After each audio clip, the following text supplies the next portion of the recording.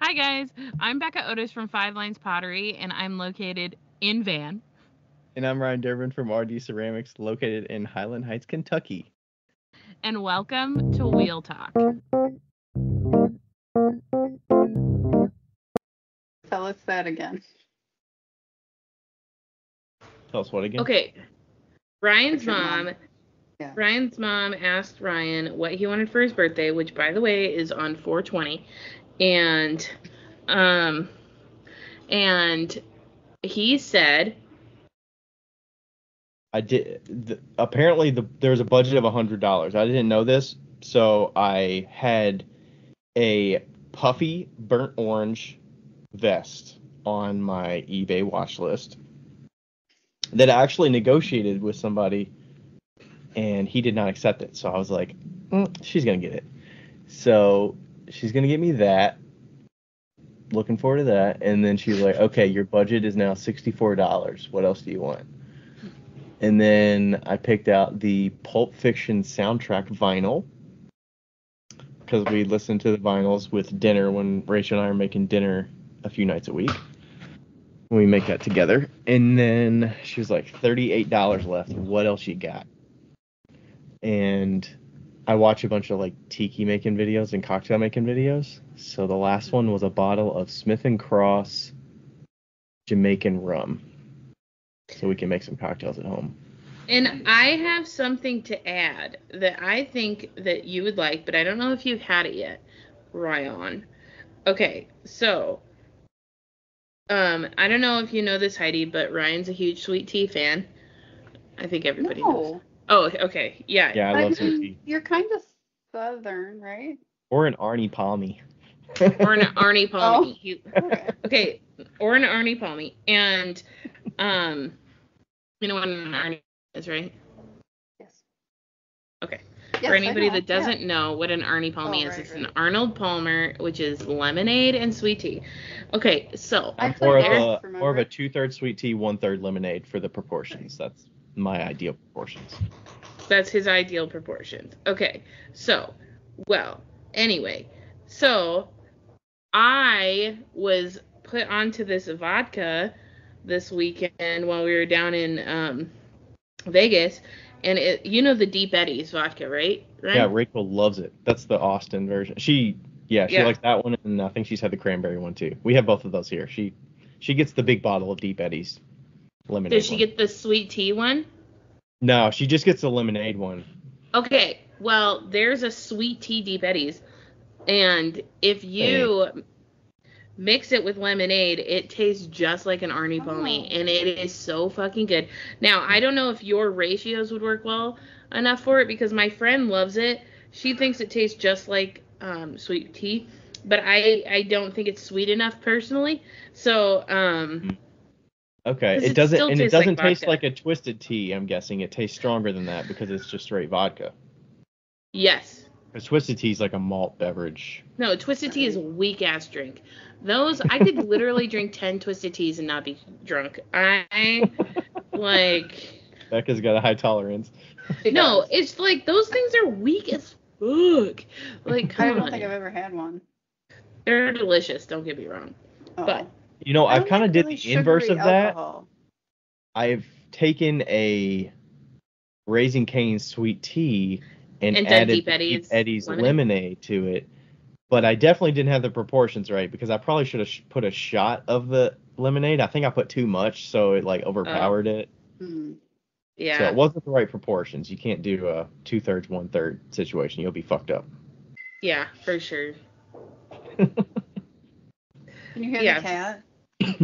Yeah. Here. Oh, sorry. Is that Midnight? It's Buck. Midnight is sitting on the other side of the iPad looking out the window. That's fair. Oh, you're at the kitchen? No. Do you make it? Yeah. Do you make your own sweet tea? Yeah, usually. Oh, okay. I mean, I like to get it at restaurants or whatever, but right. Yeah, we make our own. It's not constantly in the fridge, but that's a fucking lie. No, it's not. We have we usually will have a pitcher of the like Crystal Light mix or something like that. Oh. Okay. I have some of that, but I generally drink classic. tea, a couple of cups of tea a day. Like, not sweet tea, but I usually start with black tea and then I'll have a green tea after lunch normally. Right. So, Growing up, we always had sweet tea, I yeah. love sweet tea. but my mom made it with saccharin. So With what? Saccharin? saccharin, which I think is like really bad for you. Oh, is that like It's not sweet and low. Is that the Splenda version? I don't even know if they still make it. But what color is it at the table? Like at the restaurant? Oh, What color no, is it came in like little tiny, they look like aspirins. it? Oh, the pills. Okay. Mm-hmm. Oh. I remember when I was a kid, there was this like family friend. We would go over to their house and they had the liquid sweet and low, and I thought that was the fanciest thing. It was basically just simple syrup. Right. And I was like, ooh, this is fancy because you don't have to worry about it dissolving because it's just like, oh, this mixes so easily. Did I ever tell you about the time that Rachel thought that sweet and low equaled sugar? Yeah, Heidi? I remember this story. Okay. It's an honest mistake, okay? Is it? So, yeah, I gave her the recipe for my cilantro sauce. Oh, yeah. Oh, no. And I was like, it calls for like 1 teaspoon of sugar, right? And so Rachel was like, I said, how was it? She goes, I don't know, it's not right. It's like not right. And I like was gonna be at their house the next week, so I tried it when I got there, and I looked at her and I was like, how much sugar did you put in here? She's like, and she's like, well, I put like a teaspoon of sweet and low. And I was like, that's not the same. Because isn't it like 1 packet is the equivalent of a teaspoon? No, I think 1 packet is the equivalent of like a tablespoon. Yeah. A tablespoon. So did it taste more like Miracle Whip than mayonnaise? It was like so weird. What was it? The stuff that you would drizzle on tacos? Yeah. It was that Okay. stuff. Wow. And I mean, like, now she would know because you guys do a lot more cooking. Yeah, I'm surprised we didn't have any sugar, but I think you did have sugar, and she was like, oh, I'll just use sweet and low. Oh. Like, that's such a classic Midwest situation.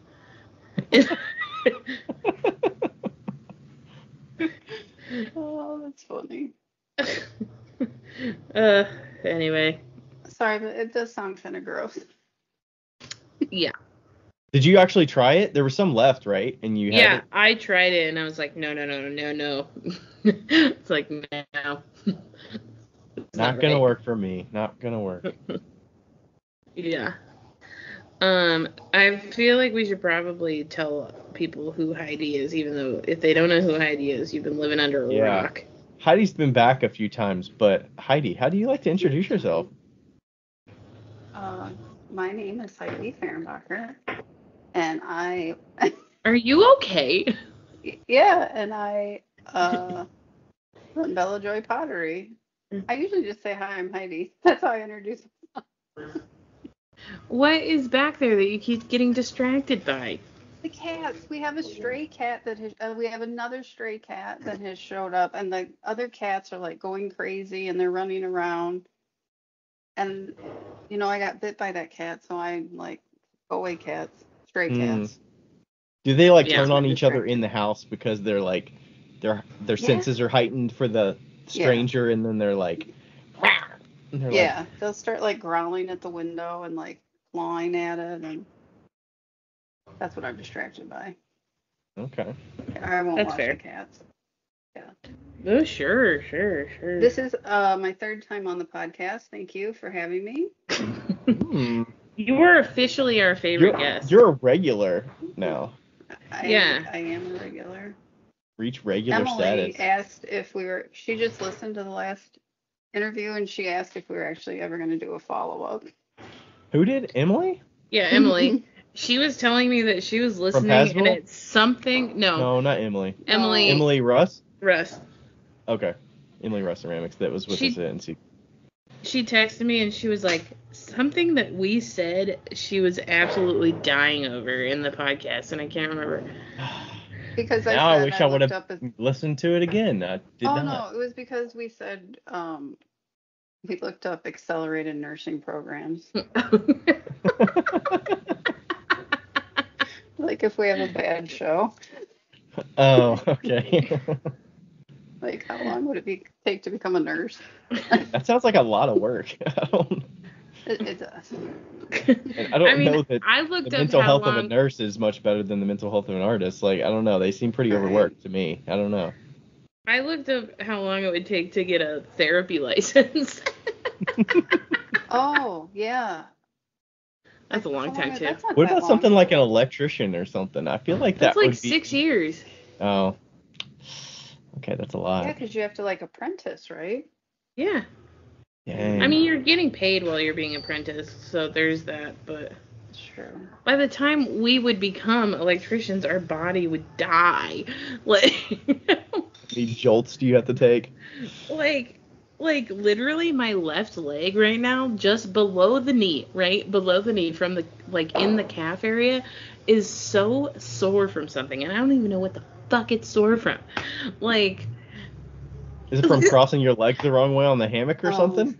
something. But Dang, like, can you should get a imagine if we were? massage. Yeah, I probably should. Can you imagine if we were electricians though? Like, we would not be able to move. Why? Because we're gonna like get. Are they in shocked. weird positions? Do they have to like get Yeah. under stuff? I feel Yeah, like they have to works. like. I think Yeah, both of them, bubbles. man. Did you see the bubbles? I did. I did. That means Skype must be interpreting the different like hand signals, and it's throwing thumbs Oh. up because if you leave it there long enough, it'll do that. Yeah, Oh. that's weird. It That interprets. is weird. Apparently, I've seen it do that on Zoom when we're in a work call. Sometimes it'll do that, and it's like, Oh. that's kind of weird. So you two have been on a big interview kick lately. Yeah. Well, we were. We. Well, yeah. Leading up to NCECA, pretty much the whole month of February, I think. I believe that a direct quote is, "If we do another interview, I quit." Or maybe You were grandfathered in there though, because I think you were scheduled, and then Yeah. because of my scheduling conflicts, we had to cancel it like 5 times. But Well, I was sick once too. I had to cancel. Yeah. Okay. The Only first time. only 4 of the reschedules are your fault, right? Okay. Yeah. That's me. But also, like, you're not really an interview because you're friends with us. So, like, I can talk and Ryan can talk. Most of the time when we do interviews, Ryan's mostly talking. Oh. Yeah. And Becca gets to work on some stuff. She's working on some hoops over there, I think. Yeah. Oh, nice. She's hooping it up. Are those for an order? No, I just low on stock because I sent a bunch of stuff to my consignment shops. Oh. My 2. Does that mean you had some good results from those shops? Did they request No. more? No, I sent them to you. I sent them when I was at your house. So you were just being proactive and sending them more for the spring? Yeah. Okay. Yeah.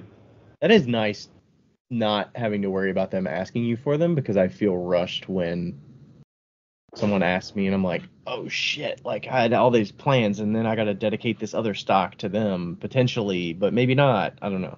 Well, they may have asked me, but I forgot if they did. So.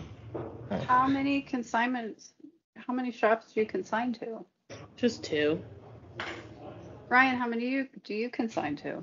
Let me look at mine. Always counting on his hand, on his finger. I think it's only 4, but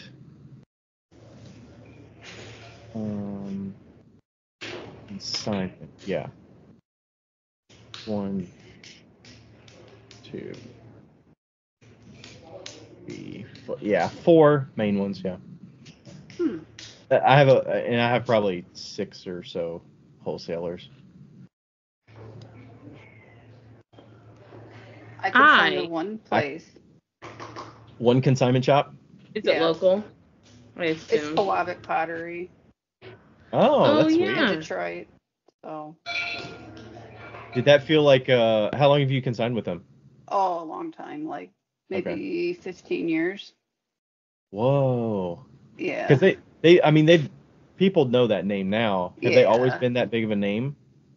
I think so. Yeah. Okay. Yeah. Yeah. Did that feel like a good moment when they asked you to be there? Yes. I was so excited. I was like, I made it. How has the stock there changed over time? Like, was there something that got you in the door? Was it a certain body of work, or because I'm guessing it's shifted over time of what you've stocked for them? I bet you it was the bicycles. No, it was before that even. It was before the bicycles? 15 years. I mean, I don't even know. Yeah. What were you making 15 years ago? Right. Thrown porcelain, and then I would reduction fired, and I would draw on it with underglaze pencils. So it was like copper reds and celadons and chinos. I feel like we're gonna need to see pictures of this. I'll have to, yeah. This was pre-social media, I'm guessing, because 15 years ago, I mean. Yeah. Yeah. It's probably, you know what? It's probably on my Etsy. So I'm curious how that shifted over time, because some of my consignment shops are nice because I can kind of bring them whatever now. You get that trust in that. Did you get some of that over time? Did you have to build that? Yeah. Or did they request certain things from you as you were making new bodies of work? And yeah, like if things sold out, because they usually have two big events. They have a garden party sort of thing in June, and then they have a holiday event that starts in November and goes through December. And so they usually ask for more work those 2 times a year, and then if that sells out, they'll contact you before that to restock it. But I usually send them a lot of stuff because they're well known and they sell well for me. So yeah, and do they have other potters in the mix all the time? It's called the North American North American Ceramic Artist Gallery. So it's like all different people throughout North America. That's cool. Yeah. And then they have their own stuff. They sell tiles. And then, have you ever looked up Pewabic Pottery? I feel like this is a segue for NCECA in Detroit. Like, I'm going to start talking it up now. Oh, that is going to be cool for Detroit and NCECA. That's going to be so cool. Is Pewabic actually located in Detroit? Yeah, they are. Mm-hmm. And it's cool because it's like a nonprofit. They have classes. They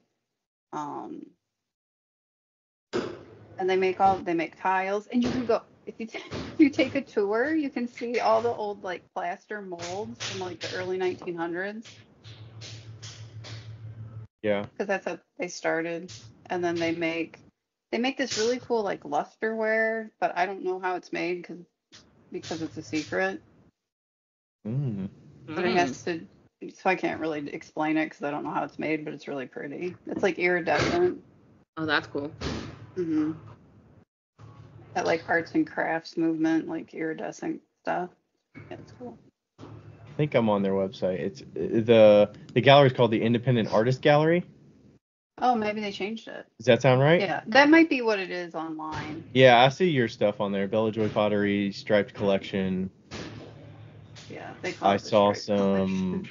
I see some Forest Ceramico on there. Those look really nice. Oh, that's cool. Yeah. Yeah. It's a cool place. I think they have the biggest blow in North America, too. Really? Yeah. That's crazy. It's insane. Like, it's on this hydraulic lift, and it's so cool. Everyone go to Pewabic. And it's cool too because it's so old. Like their clay mixer is older than the Titanic. And they still use it. Like. Oh, you're fine. Directions. Just get whatever.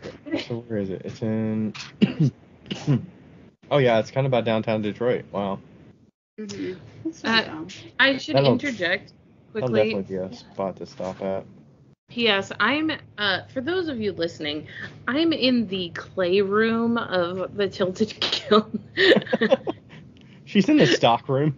I'm in the stock That's what room. it looks like. You're in the stock room. Yeah. So people will be coming in and coming out. And so there will be noises, and that's just the way it's going to be today. I don't get really good reception in my van out in back. So I could move the van potentially, but then it's a shot in the dark. And there is internet in here, so.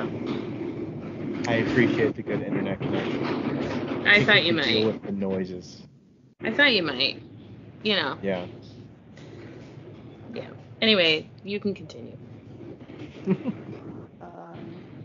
More about Hawaii. It's just really cool. It's old.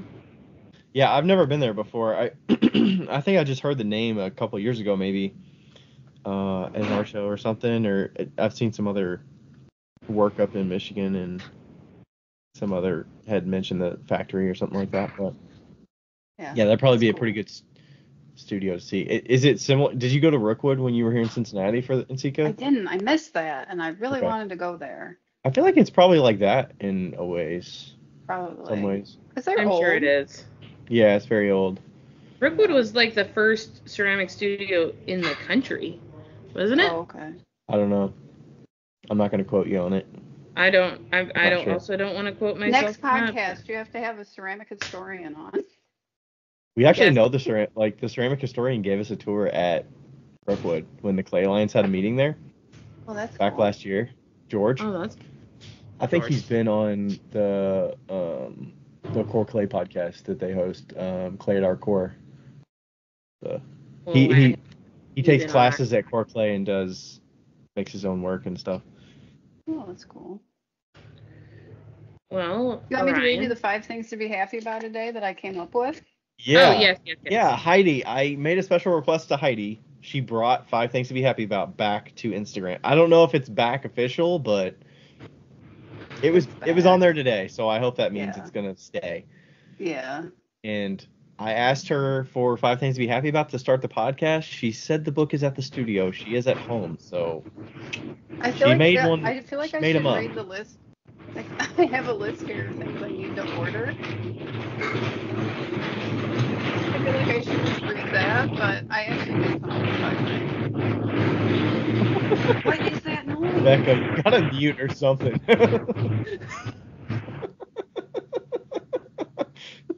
It sounds like an airplane taking off. Basically. Okay, number 1, clean sheets. Yay. That is nice. That is a nice feeling. That's a great one. Yeah. Number 2, filing your taxes on time. Oh, hell yeah. I had to get an extension. Oh, you did? Well, we dropped them off today, and it's April 1st right now, so they said we're going to need an extension. Oh, that was a reminder to me to actually file them. They're done. I just have to. Well, you could be like me and file them in a different state, so.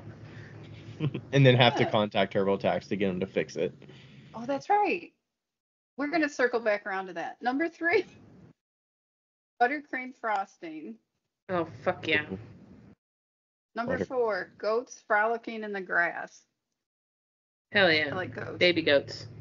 Yeah. Number 5, when technology works the right way. I like that. Why were puffy vests not on that list? That would be my list. Okay. Because we talked about puffy vests already. Okay. Right? Okay, that's true. So did you get a hold of TurboTax? Did they fix that? Oh, I just didn't file Kentucky because they rejected me anyway, so. Well, that's good. I still paid $60 for it, though. I'm confused. So you're supposed to be filing in Tennessee? I was supposed to be filing in Tennessee, but you actually don't actually file in Tennessee because there is no sales tax or income tax in Tennessee. Right. And so I filed in Kentucky instead. And because it's the closest state to Tennessee, apparently. Didn't I tell you this at NCECA? Yeah, but I can't remember. I feel like it was on the happened. podcast. Yeah, it was on the podcast. And so, anyway, Kentucky rejected my tax situation. And so really just what happened was I lost $60 because I paid to file in in a different state, another state, because you have to pay like a certain amount for each state. You know what's even like the most ridiculous part about it is that I call my mom and she's like, you paid for the states to be filed in? You can just go to the state's website and do it. And I was like, no, Mom, I didn't know that. And she's like, well, why didn't you know that? And I was like, I don't know. Like, she's like, well, you've been doing your taxes forever. And I'm like, yeah, in Washington, where there's no income tax. Yeah. So, we had one of those. I did know that. Yeah, so you never had to file taxes with the state of Washington, but they get you with your sales tax complicated area, right, because it's just a mess from what we've talked about in the past. Yeah. What was the sales tax rate? Well, it was different for every tax code, and so the tax rate went from like 9% to 11%. Oh. And wherever you sold in the state, you'd have to file a tax for that specific tax code. So even online sales, when she was selling to different counties and shipping to different counties in Washington. That's kind of a pain. Yeah. It's awful. Yeah. What are you gonna do? Have you always used TurboTax for a while, or just since you've been in Indiana and Tennessee? I filed TurboTax until the only time I didn't file TurboTax was when I owned the business at the shop, and somebody else did it for me. But most of the time, it's been TurboTax. Okay. Heidi, how do you do yours? So I have paid someone to do it before, and then I actually had my dad's first job out of college was working at the IRS. So he really likes tax stuff. So he did my taxes for a while, and then he taught me how to do them, and then I just do them on TurboTax. But I told Joe this is the last year I'm doing them. Because it's just, I do my accounting at the end of the month. Like, so today was April 1st. So like the first Monday of the month, I usually do the last month's accounting. Mm-hmm. But like, it's everything. Which is looking at bank statements and reconciling like what the expenses were for, what the income came from, and doing that kind of stuff.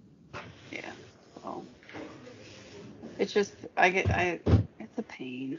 I don't enjoy it, Yeah. Who enjoys it? If you're a very accounting mindset, I mean, I don't mind it, but I feel like the risk of doing it all yourself with the tax part, CPAs and stuff, like I'd rather pay somebody to do that, especially when I can deduct it as a business expense. Right. Yeah, it's just getting too complicated, and I'm afraid I'm going to make a big mistake. So one thing I'm unclear of, because I've always done it as a sole proprietor. Yeah. Heidi, I'm guessing you're an LLC. I am, but I am a sole proprietor. Single LLC. owner. Yeah. Single owner LLC. So when you file them, are you still have your personal filing, and then you separately file your business with its own return, sort of, or are they still combined somehow or associated with one another? I just have a Schedule C. Okay. Yeah. Okay, so that's not good. Because I was talking with we were talking with a financial advisor recently, and they were saying you should probably open an LLC for your business. Mm-hmm. And I was wondering if that meant that like I needed if I was going to be affected somehow with the way that I file it. No, but it sounds like it's still I've still done Schedule C for quite a bit, but But it sounds like the filing is not too much different. It's just. Yes, Becca. Oh, well, I was waiting for him to finish. I was waiting for him to finish his sentence. I don't understand why everybody wants to become an LLC. What's the point? I mean, unless the insurance is involved, but what's so bad about being a sole proprietor, you know? Well, I'm guessing from my standpoint, they want me to protect my assets, my personal assets. Becca, Yeah. my accountant actually said, I don't think you need to do this. And I was like, no, I think I do. And he's like, I don't think you do. And I was like, I do. Why Well, did I you mean, feel like, like you had to? Because I'm paranoid. well, yeah, but I mean, I like you have could like literally liability try to. insurance, but I think like once we like bought the actual studio and that's like commercial property, if like something happened, like I wanted to, Okay. I don't I even, mean, that's I fair. don't even, like have another layer of safety, I guess, but I don't know. I'm guessing once it is an LLC as well, there's probably some, because from a banking perspective, we recently opened a new account for Rachel for like a small um, thing that she for her like side business that she's gonna be doing, selling the vintage and thrifting and stuff like that. Oh, And I was kind of talking to them about, oh well, this one account is my I separate it for my business, and they were like, oh well, is it a sole prop or what? And they said that once I open it as an LLC, I have to open it as a business account. I can't have it as a consumer account. that's true. Yeah. So I'm guessing in that aspect, there's some more banking legalities with how it needs to be Yeah. structured so that you're not breaking rules there. Right. So when I was just a straight sole proprietor, I had two separate accounts, but it wasn't like an official business account. Now it's like official, which just Right. means like if I want checks, they cost $60. Right. I mean, that's the only difference I've found, but That's what it means. yeah. Yeah. Okay. I think the big difference really comes when you decide to become an S corp. Did you ever like flirt with that a little bit or I look did, into but it? my account was like, you don't make enough money. I was like, okay. Because I'm guessing there's something to do with how you pay yourself, and it Yeah. works better for the business because you're not double dipping the employee, like self-employed tax or something like that, or Yeah. Something. Yeah. that's complex. That's another reason why I need to stop doing the taxes and just send it to the accountant because I'm like, I can't. Like, I look into all these things and, like, memorize it. And then, like, a year later, I'm like, wait, what? What does this all mean again? Well, it's so much information. It's like, how much of this do I need at the point in time that I'm in right now? Right. What is noise and what is like crucial for me to actually Right. like button up? And for some people, it's just having a separate account so that their bank statements are just, their business stuff and not Right. everything intermixed. But I can't remember. Did I tell you my tax story? no, My tax fuck up story. no. What was it? Okay, so like I told you, my dad used to do my taxes for me, and I never paid my employees with a 1099. I always had them, I just paid them. Yeah, What do you you just call it? paid them out of pocket or what, like Yeah. cash and I mean, they were on payroll. So you have to have unemployment tax deducted from that. And I was switching payroll software and I was like, "Oh, Dad, what's my unemployment rate? Because you have to enter it in." And he was like, "Oh, I totally forgot to file Michigan unemployment." And I was like, "What?" And that had been going on for a while. And I was like, oh my God, like I need to get a hold of the state of Michigan and tell them and like clear this all up and be honest about it, right? So I did. And then like a month later, I paid all the back taxes and everything. A what is month the later, unemployment rate? Is that just another tax you have to pay for each yeah, employee so that yeah, okay. yeah. So that it goes towards unemployment when people claim unemployment. Okay. Anyway, so I paid all my back taxes and it wasn't that much. I think it was like $400.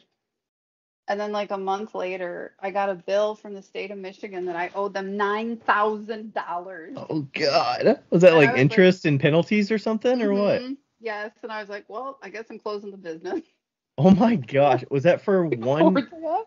like from 1 year or like It multiple was years like, of it? it was a year and a half, the penalties and interest, because like it was insane. Oh my gosh. That was in the fall of 2016. And I was like, well, I'm done. I quit. I'm guessing there's no leniency of like I have not violated anything in the past, so like I Well, get that's what I thought. a first So slap and I pay my back taxes and then we're good. yeah.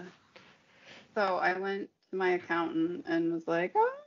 And he's like, well, we will appeal it. Like, we'll make sure that everything's paid, all the back taxes, which they already were. But he's like, we will appeal it. And I was like, okay, because you can. They give you like a form you can appeal it. Mm-hmm. I had to wait 2 years Oh my for the gosh. appeal. I know. And I'm like, do I owe the state of Michigan $9,000 or do I not owe the state of Michigan $9,000? And like, my dad felt so bad. He's like, I'll pay it. I'm like, you don't have $9,000 to pay. Like, And how much of that was like they were watching you for a bit, so you were like on your best behavior for those 2 years oh, while you're waiting for it, and they're trying to make sure that you don't slip up along the way? Mm-hmm. Yeah. So long story short, I got a letter in the mail that was like, if you pay like $350, we'll call it even. And I was like, okay. That sounds reasonable. Yeah, I was like, okay. But Wow. that was a stressful 2 years because they kept like sending me letters once a month, like this is still being Outstanding, appealed. yeah. Mm-hmm. And was it building interest as well? Was the penalties going up as you weren't paying it? And I was like, oh my God. Like at one time, I think it was up to like 11,000, and I was like, I'll just quit, I guess. I'll just like close the business and oh my God, become a nurse. Is that what? So I've never had to like actually carry a balance on a credit card. But is that what like credit card debt feels like? Because it's so high of interest that it just like snowballs like that? Mm-hmm. So when I had extremely high credit card debt at one point, I refinanced it. Like I went to my credit union and refinanced it. So then the interest rate was a lot lower. But like if you carry a balance on just a credit card, yeah. Because it's like 15% or 17% or something like that, right? One of my credit cards is 29%. Holy shit. I think that's how much they are now. It's, yeah. Because I always had good credit because I always paid, but like. Oh my gosh. Well, my interest rate, because that's all based on your credit score, which is. Is that like a big bank thing, Becca, for yours? Or is that like a smaller bank? It seems like smaller banks would probably have lower interest rates so that they can get people to sign up with it more likely, but. Oh, no. Okay, so the viable purchase APR is 26.49%, and the viable cash advance APR is 29%. So that's my Venmo credit card. And, dang. I mean, the reason that I even have a Venmo credit card is because they changed their Venmo debit card policy. It used to be that, like, when you used your debit card, it would just come straight from your bank account. Like, they would just bypass the wall and go straight through your bank account. And now, you have to have the amount in Venmo to use the debit card, or else it gets, like, charged or it something. Just pulls from your balance. Yeah, so I got a credit card so that I could just move the balance over, essentially. But why would you use that instead of just the business, or just the debit card from your account? Oh, because I have zero idea where the debit card is, and also, I'm sure the debit card's in my file thing. I have no idea what the PIN number is. I haven't used my debit card in years. I always bypass the PIN whenever I use my quote-unquote business debit card. Yeah, I do that with my business debit card, but, like, in reality, I probably should just get a different, bank account because my bank is in Washington. And not like, very accessible. No. I stopped using my business debit card because it got stolen so many times. How did it get stolen? I don't know. Like the actual card didn't, but the number somehow did. Oh. Like one time they like bought a laptop once, and I was like, Do you have the same? I'm guessing you had to appeal that a lot of times. So yeah. Do you have the same kind of coverage as you would on like a credit card, that it's pretty I mean, the debit card comes right out of your account, so I would guess Yeah. it would be more risky for that to get stolen than a credit card That's a because good it carries. question, Ryan. I'm not really sure. But did you get not- taken care of whenever Yeah, I you had to did. appeal Yeah. it? Yeah. And they were like, you need to get a business credit card. And I was like, I don't want a credit card. And they're like, no, you need to get one. I was like, I don't trust myself. And they're like, no, you need to get one. So I was like, fine. So then I got one, but it only had like I think $1,000 limit, which like you can't, that's like nothing. That's $0 for a business. Like Yeah. mine's a Yeah. $10,000 credit limit. Oh, so now I have a different one and it's a $20,000 limit. Yeah. I mean, like 10,000 wasn't even a lot. Right. Wow. But Hmm. I could go on about credit cards, but I won't. It's I mean, limiting why because not? we just got we had the free, Chase Freedom Flex or whatever, and we were like, can we just like upgrade this to the Freedom Unlimited because we want like we don't carry a balance, so we were like, we want the better rewards because we're already going to spend on the stuff we normally pay with it, and I'm like, I just want better rewards, but you can it doesn't incentivize you to close the card because you have the history with it. Right. So it's like, so I just have to keep this card and just stick it somewhere and not Mhm. close it. Mm-hmm. And I got to start new history with another card and move everything over. I told him he should close it because his credit's so good and his freaking. I mean, what is Ryan gonna buy on credit in the next 10 years? He's the most cheap person I've ever met in my life. First, and he like most of the shit that you buy. You think can pay Ryan's with cheaper than me? Huh. Yes. Listen, this is the man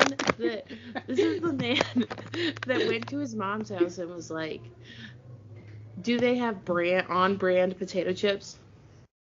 Because he won't buy them for himself. Okay? I remember you told me that. It's a treat. Man, if I get Lay's Classics, fucking treat.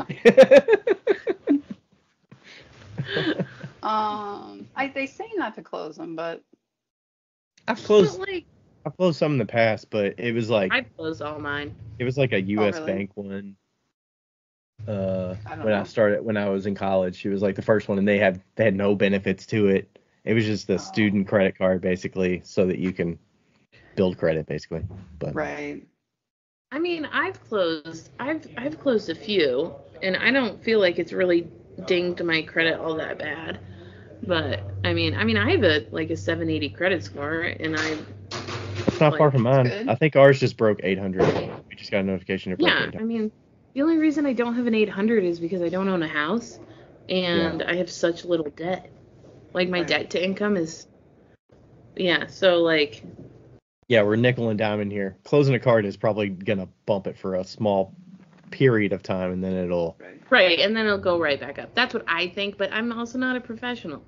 So When they upgraded your card, Ryan, did they make you pay an annual fee now? No, it doesn't have an annual fee on it. Oh, that's nice. Oh, it doesn't? I feel like you don't spend enough money to make the points worth it. Do you spend enough money to make the points worth it? Yeah, I mean, we, when we book our travel to go on trips or whatever, or, we probably pay for our month, weekly meal kit on there, or we pay our, our electric bill and water bill, and, Gas. It's probably about $4,000 a month. Okay. Yeah. So. Did you know how much I spent last month on my credit card? $1,000. Nice. And that's why I don't have one that has rewards. Because it doesn't matter. I get cash back. That's I have the that reward I total care built about. up, and then I never cash it. I'm like, what about? I always cash it out. I'm like, I put it towards the balance. Do they automatically cash it for you every? Mm-mm. No. Okay. You have to do it. You have to do it. Okay. I was gonna say some of them I've heard it gets to the end of the year and it'll send you a check. Oh, no. But mine doesn't do that, but I think those are the Cool, I fancy guess. ones. But also I think that like with online banking nowadays, it's like a lot easier to cash it back, you know? Yeah, I agree. Yeah, we 'Cause just like never when use it. I mean, occasionally if we go on a trip, the only time we use them is if we go on a long weekend or something, and we'll go somewhere and stay at, the Graduate Hotel or something, one of the nicer hotels that Rachel likes to venture out and see because it's a little different. different and like mid-century or whatever. So we'll usually use points for something like that, Mm-hmm. but not just Okay, like so everyday stuff. how many points, how many like how many dollar bucks did you have on your credit card, or do you have on your credit card that you Oh yeah, haven't do you cashed save out? them? Yeah. Oh yeah, you can just stockpile those things. Oh, I don't. Maybe I should. Let's hear what Ryan has. Let's hear. Yeah. Do you want to guess? Oh, okay, wait. I feel Can we like I get a should. can we I get feel a like context for the last time you actually cashed out of it? oh, we never cashed out. We just redeem it little by little. Okay, I think it's Gosh. $4,000. Well, it's gotta be more. Well, wait. What's your? You get cash back?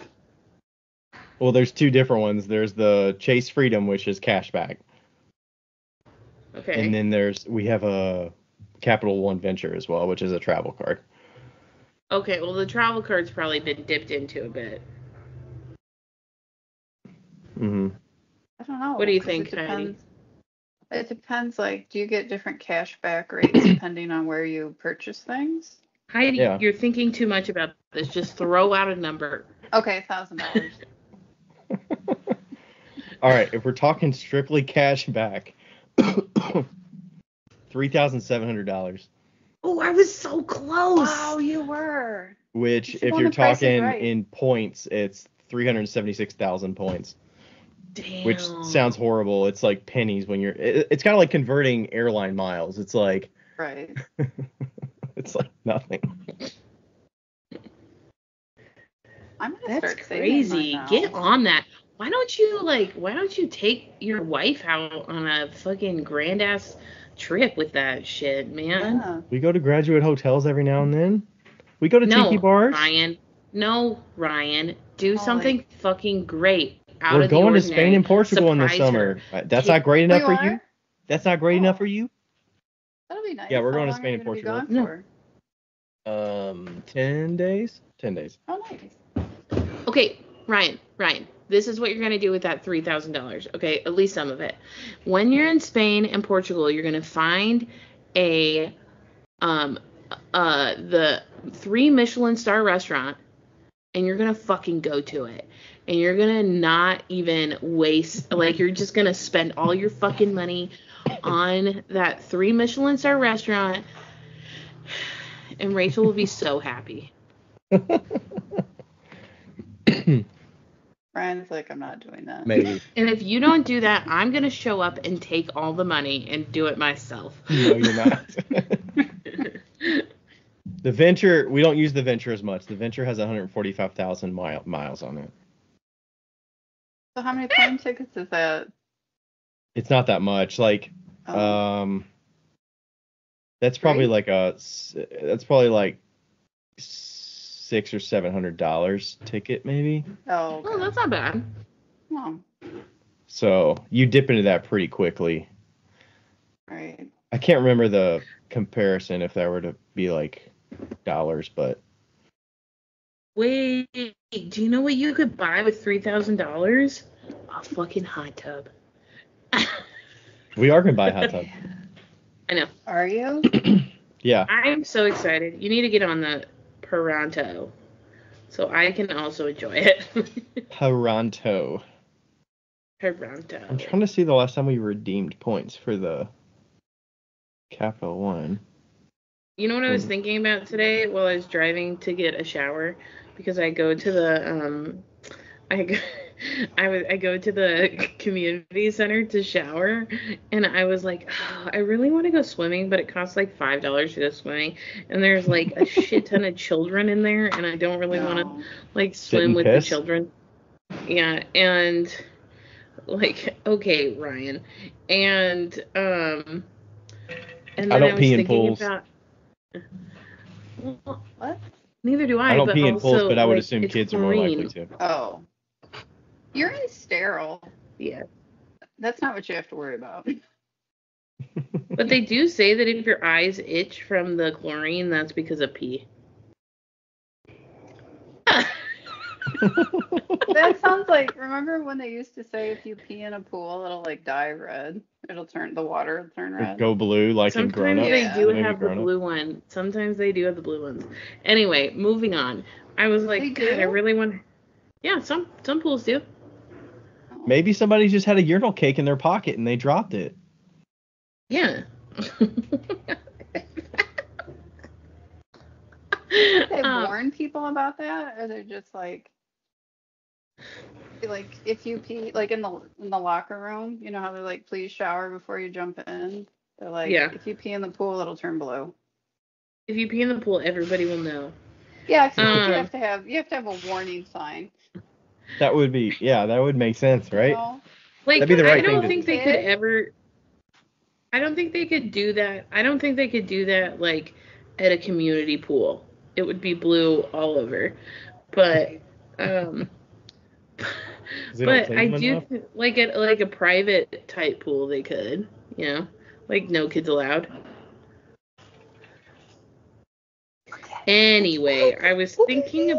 There's Buck. Is that Buck? Oh, Buck. Yeah. Old Buck. He's so cute. He's so cute. Scared. Does he like to be held, or is he? Yeah, he does. Okay. He always looks like that, like he's scared, but he does. Has the wide eyes. Yeah. Oh shit! I was thinking about how my mom has a pool thing. It's not really a pool, but how I can just like when I get to her house. Yeah, when I get to her house, I can just sit in the swim spa for like 4 hours, and it's gonna be such nice weather. And when are you gonna go see your mom? In like at the end of the month. Oh. When she starts heading east. Yeah. Oh. Hey, when does hunting season start, Heidi? Are you a hunter? No. Joe is. October 1st. But how do you know about hunting season? Oh, because Joe is a hunter. Okay. But Joe is not just a hunter. What does that mean? He's the hunter? Yeah, no. Does he like skin them and process them and everything too? Oh yeah. He processes them too? Mm-hmm. Okay. And I've helped. Like, if someone would have told me, like, oh, guess what? Someday you're gonna help, like, gut a deer and process it, I'd been like, are you insane? I would think it would make you appreciate like what goes into where our food comes from. So I definitely have respect for people that do that. Joe is the most Michiganian Michigan of all Michigan. That was a lot of Michigans. He's pure Michigan. He is.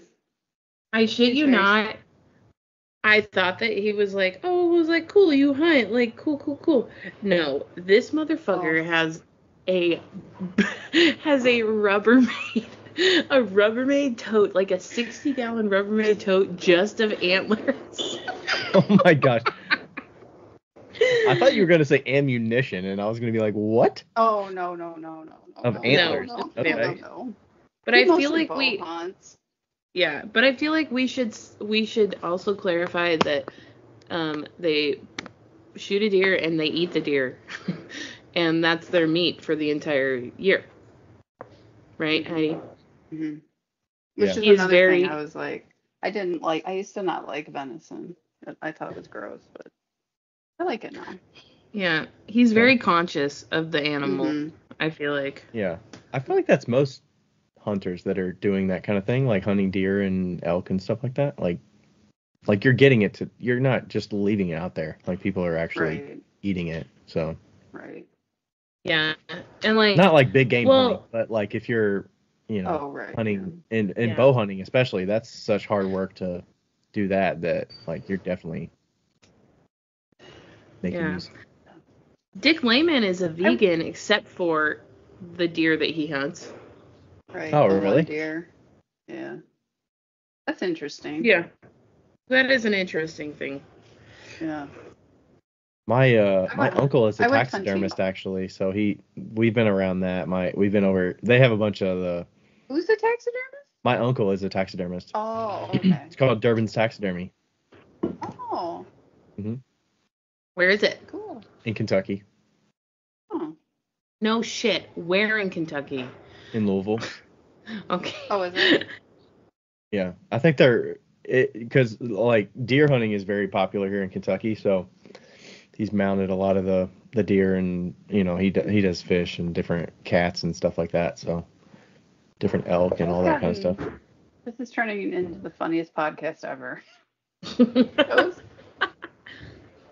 Joe's gotten really into skull mounts, so instead of like with the head and the skin and everything, it's just the skull. Oh no. Yeah, it's just the skull. So it's like it's really the cool. antlers and the skull. It is really cool. It looks like the cartoons, It looks kind of like westerns, like southwestern sort of, instead of like a head on the wall. Yeah. Yeah. And he showed me, and he did a really good job. He's very proud. Yeah. That's sweet. But I will tell you something. It's the worst smell in the world. I can imagine. I'm guessing he's got a big pot that he boils that, and it's outside and it's away and. Mm-hmm. So we're talking about skull mounts. Becca started talking about hunting and how you hunt, and then Ryan's uncle is a taxidermist, so I was telling him about your skull mounts that you made. No, it's not bad. That's right. Did you hear him? He said, except it's the worst smell in the world. Yep. Sounds about right. Worst smell in the world. Oh. I'm pretty sure that was the moment where Joe actually started liking me, was when I started appreciating his skull mounts. Yeah. Okay. Yeah. Yeah. I see all the fishing poles in the back there too, so y'all must fish a bit too. Just a little bit. Yeah. Just a little bit. Just a little. He won a boat, Ryan. He won a fucking boat. Oh my gosh, it was like a fishing tournament and you won a boat? He's won 2 boats. Oh, 2 boats. 2 boats, yeah. Mm-hmm. Wow. Mm-hmm. I mean, there's probably some pretty good fish in there, I would guess. He's the most Michiganian Michigan man. Do you enjoy fishing, Heidi? I do like fishing because my brothers used to take me fishing when I was a kid. Mm-hmm. So I always liked fishing, so that's good. I don't really like ice fishing. I've never been ice fishing. That sounds like quite the undertaking. Like, who wants to freeze their ass off in a shed? Oh, they have A heaters. shed. I'm like, yeah. When we go, we don't usually have a shed. We just like run around and drill holes in the ice and. Yeah. You just drop it. You caught all the fish in the freezer. I didn't. What was that? That's right. Joe said I'm bad luck for ice fishing. Oh, you're the cooler, huh? Mm-hmm. I'm bad luck in a casino, so what are you gonna do? Not go to a casino with you. Mm-hmm. Yeah. I much prefer the summertime fishing. Yeah, that's fun. Yeah. Yeah, that's fun. We usually fit, like, my in-laws have a pond in front of their house, and they have a lot of bass and bluegill and some catfish, but I don't like to catch the catfish because they're too big and they move around and flop around too much. They're pretty large. Big. So, yeah, they're like, they can be that long. Oh. Have you ever been noodling? No. Oh my God, disgusting. I want to do that. I could see you doing that. I can totally see you doing that, Becca. Well, catfish don't have any teeth, so it doesn't hurt that bad, right? No, they don't have teeth. Yeah. I don't know. I've never done it. Ugh. No I don't thanks. know. I think the thing that would weird me out is though the water's so murky you can't really see. Yeah. And what else That's is in fair. that water? Right. Leeches. I'm interrupting this riveting conversation about leeches and water things. Well, you'll hear about leeches in a second. Anyway, I am so freaking excited to tell you guys that while we were at NCECA, we were talking to the LNL peeps, Dimitri, and they told us that a brand new tiny kiln is coming onto the market, and I can't really describe to you how excited I am about this. I'm so excited. It's going to be 8 inches by 8 inches on the inside, 9 inches tall, which the current one that I have that is not made by LNL, which I wish it was because I wish I had an LNL kiln, which I will because I'm going to have this kiln anyway, so mine right now is 4.5 inches tall. This one's going to be 9 inches tall though, so that gives you like twice the amount of space, which is so exciting. It's 12.5 amps, which means that, or volts, which means that it's like typically you have a 15 amp plug and this one's 12.5, so it will never like trip a breaker, which mine has when it's like not plugged into the right, plug or something like that. So that means you can plug it into literally any plug in your house, apartment, house, shed. Fuck. I think you could probably even plug it into a really nice power station. It pulls 1,500 watts an hour, I believe, but that doesn't mean it pulls it all at once. So anyway, more to come on how much solar you would need to run it. But it is, I think it's 15 by 15 by 18 tall. There's a separate Genesis controller, so it's not the 3-button controller, it's an actual Genesis controller, and like just so excited about that. And everything kind of like comes apart so you can move it if you need to, but obviously a lot of people will just be putting it in their location and keeping it, but for me it's going to be really exciting. And it's going to be about $1,600. It's a little bit more. It's on their website now. If you're interested in it, look at it on the website. There's some really good specs. It's going to be such a solid kiln. If you have been like itching to get a kiln, you don't want to spend $3,000, but you could fire like 8 cups a week, or even once a day, literally, this is perfect for you. Go look at hotkilns.com for all the information because it's going to be great. And I'm just so excited for you guys to see it. It's going to be so good. So good, guys. So freaking good. Anyway, my dreams have come true. So, yep. Anyway, back to your regularly scheduled program with Heidi, where we will continue to talk about dwellings of water. Okay. Bye. Gross. Joe just told me the other day, just tweeting into the Joe podcast, that there are leeches in every lake in Michigan. I didn't know that. What? Yeah. What's their purpose? Are they like scavengers? And they help the ecosystem with what? They're probably are they a parasite? I don't know. No. Yeah. Yeah. They suck the blood out of you. Yeah. They're like mosquitoes. They have no purpose. Yeah. Except for to make your life miserable. Right. Parasitic predatory worms. Oh, you Googled it. Okay. Yeah. Okay, so I don't know if you remember what we were supposed to talk about tonight. I had a topic to start us off. X number of minutes in. Only an hour in. That I wanted to ask you about because Yeah. we just came off of NCECA. Okay. So I was just spitballing a bunch of stuff, but we'll start with like, how did you enjoy it? What did you do there? How was your experience to start? Well, it was nice. How many times have you gone, by the way? That was my third time. Third time, okay. Yeah. It was busy. It was really busy. Was your schedule busier than it has been in the past at NCECA?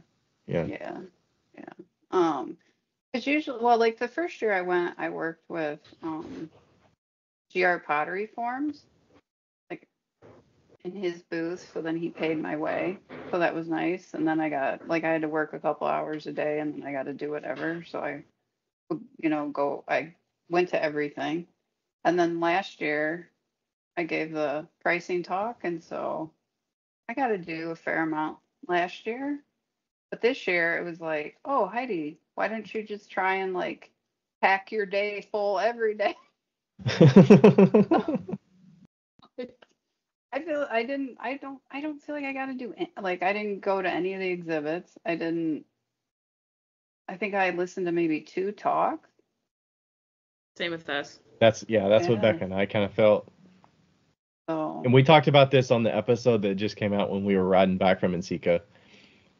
That it felt very business on, you're strictly business for the whole time, pretty much. Yeah.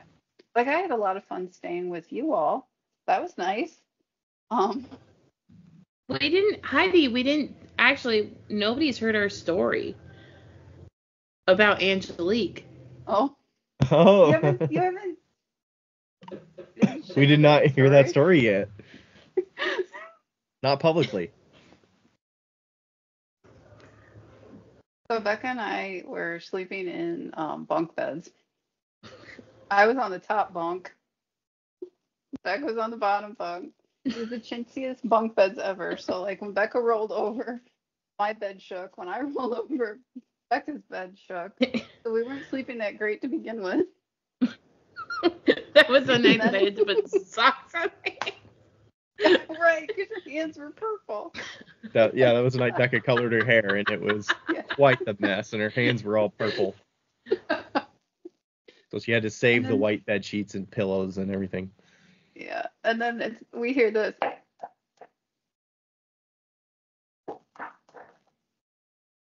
You can hear we that, can't right? hear it that well, but you're knocking quite loud. And then it would be quiet for a while. But it was Why for could you like hear 15 it so well, minutes. though? Because we had the window open, Ryan. Because because Becca and Heidi apparently like to sleep cold, because Becca's used to sleeping in a van and can deal with cold weather, and apparently Heidi likes to set the temperature at like 60 degrees in her house. I'm from the north. You're not even. You're from the southern part of Michigan. It's north enough. So they sleep with the window open. Yeah. And that's why they can hear all of this. Also we had hang on, Ryan. Also, we had the door closed, and so like 2 adults breathing in a room with like it would have gotten so hot in there. I still slept with the sheets off. Like you opened the window even further. Yeah. Yeah. It was okay. Anyway, so we hear like for like 15 minutes, right? We hear knocking for 15 minutes. And then Heidi is in her bed and she's like, "What the fuck?" And she goes, "Becca, I cannot believe that you haven't said anything." And I was like, "Listen, I'm not on the Airbnb like name. It's Ryan. I can't say anything." And we should have, what we should have done? We should have been like, "Hey, what are you doing? Knock it off." Yeah, I know we should have. Deeper voice. And because these so were townhomes, anyway, they're like right on top of one another, so there's you can hear everything from the outside if your window's open. So like after knocking for like 10 to 15 minutes, and I'm not kidding about the time frame, we hear this, "Angelique, let me in the house, Angelique." And then you hear, "I live here, here, Angelique. You can't call the cops. I live here.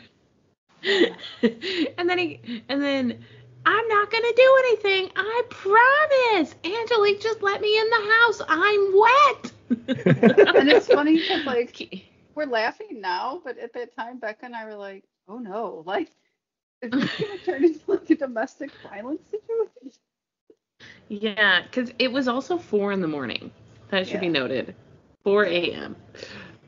And he like just kept yelling into Angelique for like probably 10 minutes, and then finally I feel like she let him in, which I'm concerned about, but you know.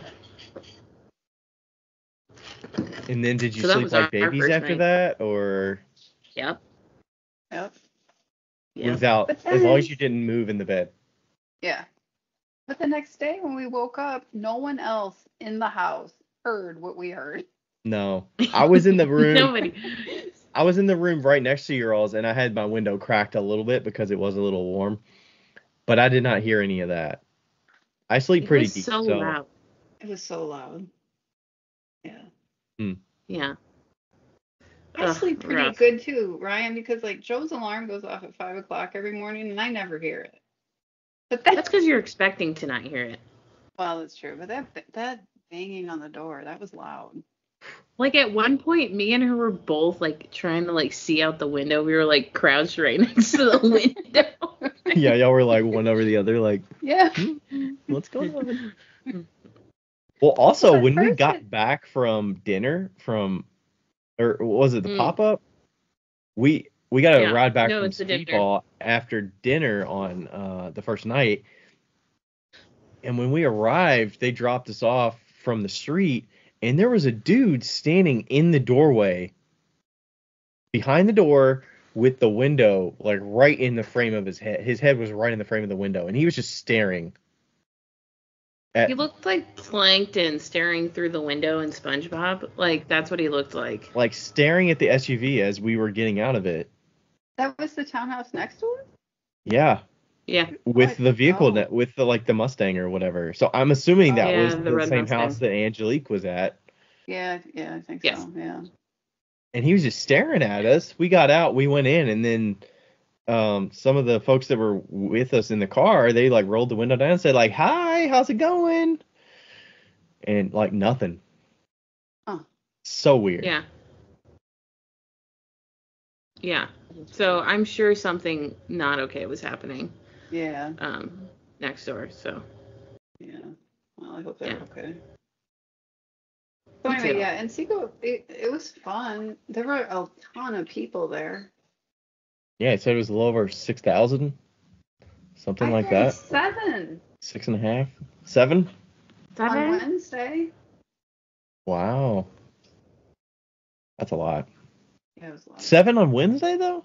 I feel like Thursday, Friday would have been the heavier days. It could be. That makes sense, but I don't think Friday is usually the busiest day. I think maybe Thursday is. Thursday, probably, maybe. Yeah. I don't know. There were a lot of people. There's a lot. So what was you moderated a presentation. What was the presentation? How did you feel like it went? It was very full. There were a big room. People there. Yeah, someone like posted a picture and I counted the chairs because I'm that nerd. And they were like, you counted the chairs? Yeah. You would do the same thing too, Ryan. It's probably good. I'm guessing they didn't tell you how big the room was or how many seats. No, they didn't know. But there were like 600 chairs. Oh my gosh. Damn. Yeah, I think if I would have known that, I probably would have been like, no, thank you. Was your talk last year in a room that big? No. Because last year was a 10-minute talk, and there was a group of 3 or 4 of you all that did it over an hour or more. Yeah. Mm-hmm. And it was a smaller room. Okay. Yeah. And hey Ryan joining. I think it went well. So you were moderating a talk that was, I'm trying to remember what was it exactly? It looks like a Muppet. I kind of feel like the guy that's in the like Oh yeah. the like blow-up thing? car salesman guy with like the inner tube guy. You're just swaying. Yeah. You gotta like bend at the waist though and like flop up. Well, I ran out of clay, so I can't do any more hoops, and so I gotta move somehow. That's okay. They're making fun of me because I was swaying back and forth. She was You were swaying swaying, heavily. and it was like I kind of felt like I had to do. I think the talk went well. It's it's hard to say. Those things they're so short, and like you have to get in so much information. Yeah. And then like I watched some other I'm not gonna name names. Some other presentations, and I was like, oh, well, maybe like ours was too formal. Maybe we needed to be more laid back, but I don't know.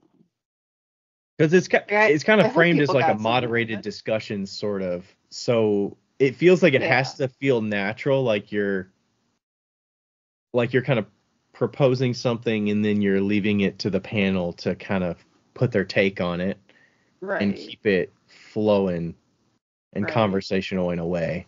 Right. But I feel like you did pretty well with your pre-planning, and I didn't know if this was common with other presentations like this, to like get everybody together the day before and structure it and like rehearse it and everything like that. So I was like, wow, that's pretty involved. But like I feel like it produced a better content for the presentation, in my opinion. Right. So there's certain deadlines you have to meet throughout the year, like once they accept your proposal. So they're like every month or two. So like you have to submit the proposal, then if they accept it, then you have to submit images and like a bio and your photo, and then you have to write a journal article. For each person that's going to be presenting? Mm-hmm. Okay. Yep. And then you have to have your slides turned in by a certain date, and then you have to actually, you don't have to do all these things, but I was like, we should practice, Mm-hmm. So had them practice, so. Yeah. I that was part of the NCECA program, right? You all each person had like a full page with their image of their work, and then a little bit about you, and maybe something to draw people to come to the talk, or Yeah. And I don't know if you have to do that. I think it's recommended that you do it, but they don't have to accept your journal article. Okay. So how did it work to propose it? And you were the moderator. I kind of know some of this behind the scenes because I talked to you about it, but what goes into that, and what's like like how early are you proposing this? So I think the proposals were due in June, or maybe even early May. So early. So let's say it's May of 2024 right now for the 2025 NCECA in March of 2025. What happened was when I came back from NCECA in Cincinnati, Kate Schrader reached out to me and was like, oh, because we're friends. She was like, oh, hey, I might want to do a presentation at NCECA. And I was like, oh, that's cool. We were just talking about it. And I was like, well, if you decide to do it, like maybe we could do it together. And then it just kind of grew from there. So, and who else was in your presentation with you? It was Kate Schrader, and it was Stephanie Threet and Rebecca Graves-Prouse. Nice. Mm-hmm. Yeah. But looking back, I kind of wonder if I should have had, when I was listening to the panelists, I was wondering, oh, maybe I should have had like a working mom on there, like none of us had kids, and I was like, crap. Because what was the gist of the talk that you were trying to like get from the different people? Was it just like different business models? Yes. It was called business. Wait, what the heck was it? Yeah, business models, the unconventional paths. which is a very difficult word for me to say. So I really over enunciate paths. Paths. Yeah. Yeah, paths. Paths. Paths. Paths. Path. Path. Path. Path. Paths.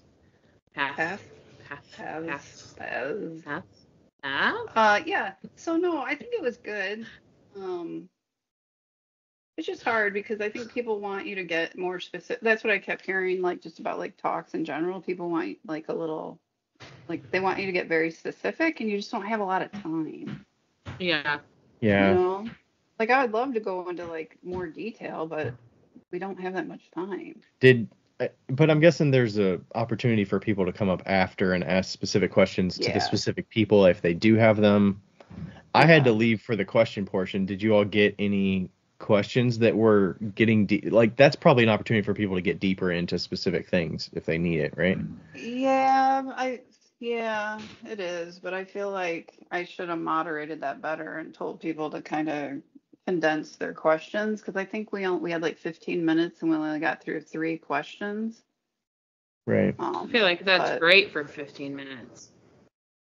Oh, okay. Yeah. Thanks. I feel like 5 minutes is you can get into some good answers in 5 minutes.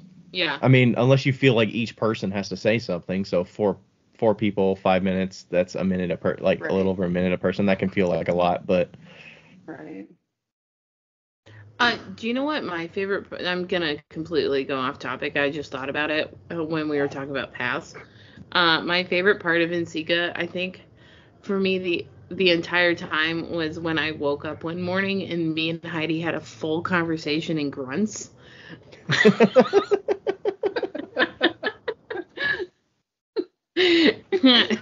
It started with me being like, "Mwah," and she was like, "Mwah, mwah, mwah, mwah, mwah, mwah, mwah." It went on for like 5 minutes. Becca and I did not sleep in NCECA. Did you sleep Friday night when you were in the bed alone?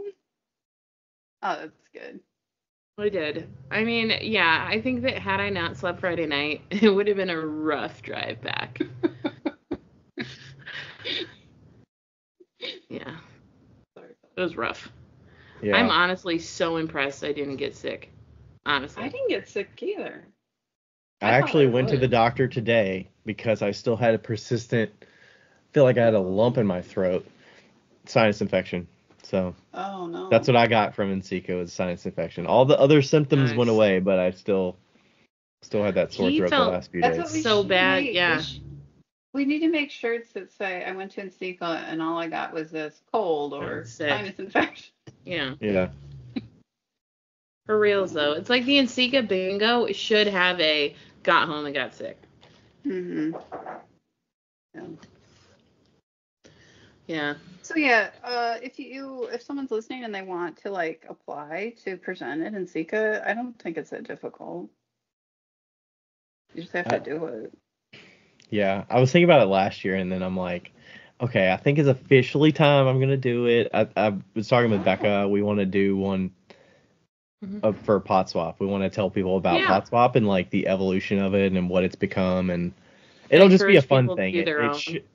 Yeah. Hopefully it's a thing that'll spark people to want to do their own because there's a demand for it. And if it stays simple, there's a lot of enjoyment to be had with it. So, right. You know, I think it's something fun to share. Yeah. And I think they need like lots of different topics. No. Yeah. There was something else I was going to ask about. NCECA, what'd you say? I said if I was in charge of NCECA, I would do more follow-up after the conference to see like what people thought worked and what didn't. Yeah. Because did they have at one point something where you can give feedback about specific sessions? You can, yeah, but you like just like rate it with like stars. Yeah, that's not as useful, right? No, I don't know. So I was thinking about this a little bit the last couple days because it's so, and I got a question there. I was talking with a friend recently, and it was like, you know, making me think about NCECA and how overwhelming and like anxious it can make us because there's just so much going on. Is that like most people's experience? Is it just like, because I don't know if it's just a general rule of thumb that like creatives were generally going to be more anxious or more maybe introverted, but also just overstimulated from like NCECA in general, that it's just, it comes with the territory.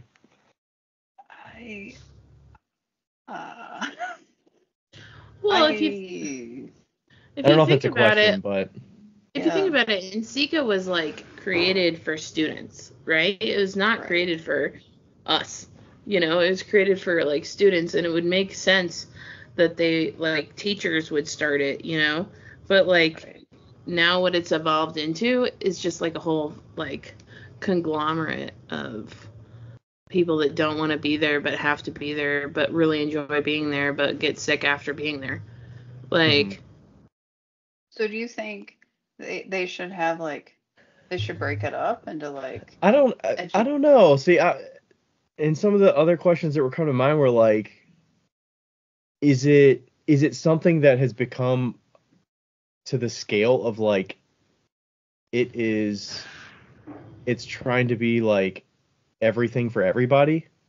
Oh, yeah, Because it's like it's trying to cater to the business. It's got the vendor hall, it's got the, you know, the bus tours, it's got the individual presentations, it's got pop-ups, it's got the, you know, the artist programs, in universities. It's like the opportunity is there and everybody's in the one space at the same time, so you kind of have to take advantage of it while the attention is there. Right. So in what way, like what would you cut if you had to cut certain things? And each attendee is looking for different things, so it's like, I don't know that I'm saying like it needs to change or something, but it's like, is it as overstimulating and feeling like overwhelming as it is, as I think it feels? I think so. Oh yeah. I think so. I went and hid at one point in the hall because I was like, I think I'm gonna start crying. Like I was just like I was like so overstimulated. I was probably tired and hungry, and I like reverted to like 4-year-old Heidi, and I was like, I think I need to be alone. Like, and I didn't feel like going outside because I didn't feel like going back through security. So like I just like found a hall and like hid behind a pillar for like half an hour, just decompress. You know? Yes. Somebody messaged me afterwards and was like, because I had posted that it's like, it wasn't the best experience, you know? It's not, Right. I feel like it's a little bit over glamorized, but somebody like replied to me, or a few people did, and they were like, yeah, I cannot handle that shit, essentially. Right. Like, because there's not a way that you can just, because I feel like you can't, even if you just bought a single day ticket, I don't know that you would avoid that. No. Oh no. It's to me it feels like, you know, everybody's here, so I have to take advantage of it. I have to see everybody because I'm not going to see them for another year unless I make an effort to go elsewhere and travel. Like, I'm only traveling to this one area this one time this year for these few days, so I have to take advantage of all the opportunities there. Right. But I need to like find the boundaries of what's good for my, like, what I can physically handle and what I can mentally handle, just with the stimulus and the talking and socializing. It's just so much. Yeah. It's hard to find that balance. Yeah. I totally agree. Yeah. It's funny because you're like, if you had to cut something, what would you cut? And I think the thing I would cut, which is gonna be really funny, I would cut all the ceramic business stuff out of it, which is like everything I have done there, but. So the whole vendor hall. Oh, no. I just mean, well, I don't know. You mean the vendor side of it, not the gallery expo, no. not the like universities and stuff like that. I don't know. I think that vendor, So if it's for, what is, NCECA stands for the National Conference for the Education of Ceramic Arts, right? NCECA.net. So, National I mean, Council on Education for the council. Ceramic Arts. Okay, council, National Council for the Education of Ceramic Arts. So like, I guess, I don't know, I'd have to look at their mission statement, but it's to promote ceramic education, right? Like if you're gonna Engages look and at it at its sustains a core, community for ceramic art, teaching, and learning. right? And I Teaching mean, and there's other learning. stuff, Yeah. but yeah. So maybe split it. I mean, that's Because hard to say. I would, I don't 'cause I would like saying suspect that. I would suspect a lot of the money to put it on is from the ceramic businesses paying big booth fees to be there, right? Probably, yeah.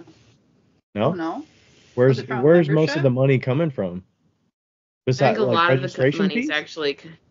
I think the registration fees is a lot of it because the booth fee, they're gonna have that booth fee regardless of being like that's how much the actual vendor hall costs. The booth fee's Oh, covering the vendor hall. And then oh, the you think money, so? the extra money on top. I would say that the booths probably pay for NCECA to rent that facility, and then the money that they get on top of that comes from the registration fees. That's what I would assume.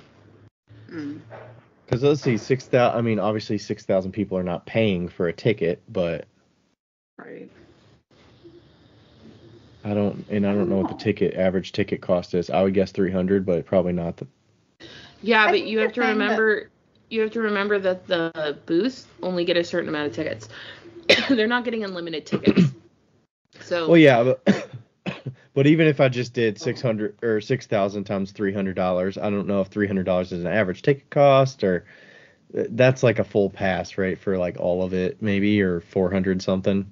yeah, I think it's like That's 375. $1.8 million in tickets.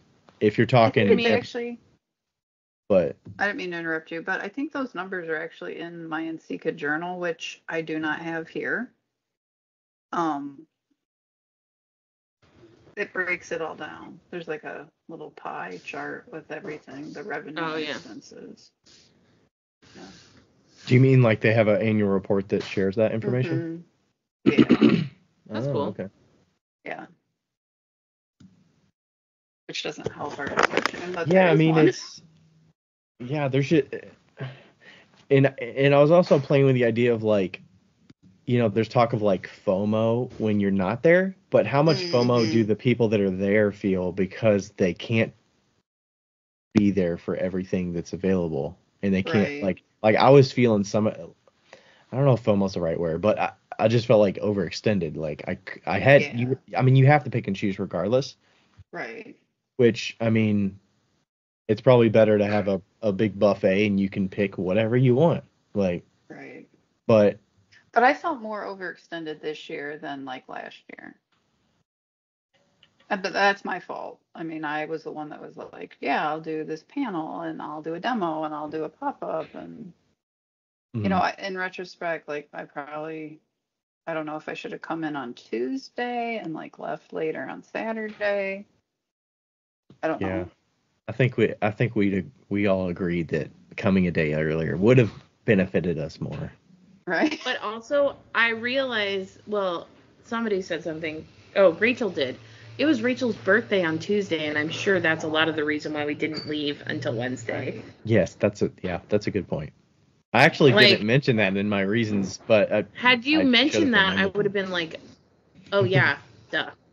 Like, Right. Right. Okay, I found the annual report. So, Ooh. the. And is this for Um, NCECA as an organization as a whole, or is just for the conference? this is the national. I think it's the NCECA as a whole, and this is their audit from 2022. Okay. So, well, 2022 is not a good year for this, but we'll do it anyway. No, we'll do 2020. 2022 would include NCECA in Cincinnati, right? Yeah, why No, isn't that that was a good 2020. year? Oh, it was That was 2023. 2023. 2022, they didn't no. actually. They had the Sacramento, 2022 right? was Sacramento, and it was like really low. Oh, Yeah. So, right. but it looks like 3,277,000 was the total assets. And it looks like net assets at the end of the year was 2,673,000. Where is it? Is this on their website somewhere? Yeah, I just googled it. Okay. Okay, and so it looks like what they're paying out is about 2,000 or 2,065,000. Like what they're actually paying out is 2,065,000, but it doesn't say like how much money they're taking in. I feel like. Oh, cash and cash equivalents. I don't know. I'm just looking at the audit, so I don't know for sure. But, This is on NCECA.net/governance if you want to look this up at all. Oh, I did. yeah. It's got board reports from the different board of directors. And then it's got financial reports is right below that. So, Dude, maybe I could work for NCECA and make like a pretty fucking penny. Becca's got potential job options. She was working some angles at NCECA. Not to the NCECA group, but to others. To others. I was like, somebody said like, wow, if you were just in North Carolina, and I was like, I could be next week if you wanted me to be. How bad do you want it? How bad? When and where?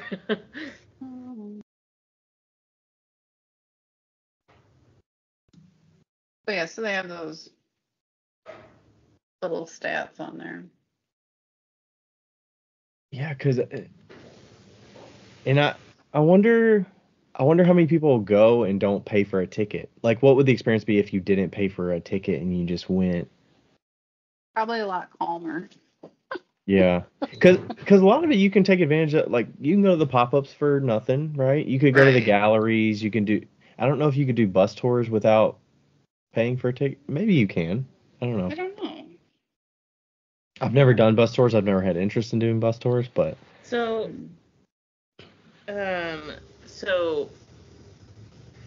Deanna did the bus tour last year and said it was fucking great. Like she said it was this like year too, right? She did this year, but she did not like the bus tour this year apparently. So I think it like matters. Kind of like worked the bus tour last year. Is that part of the? Yeah, she worked she volunteered and did the bus tour, and she said that it was fucking awesome. So if you're planning on volunteering, try to get a bus tour. But yeah. Maybe it was Cincinnati. Maybe that was the reason. I don't know. Maybe. I mean, Cincinnati's got a lot of art. And I'm biased, but. Right.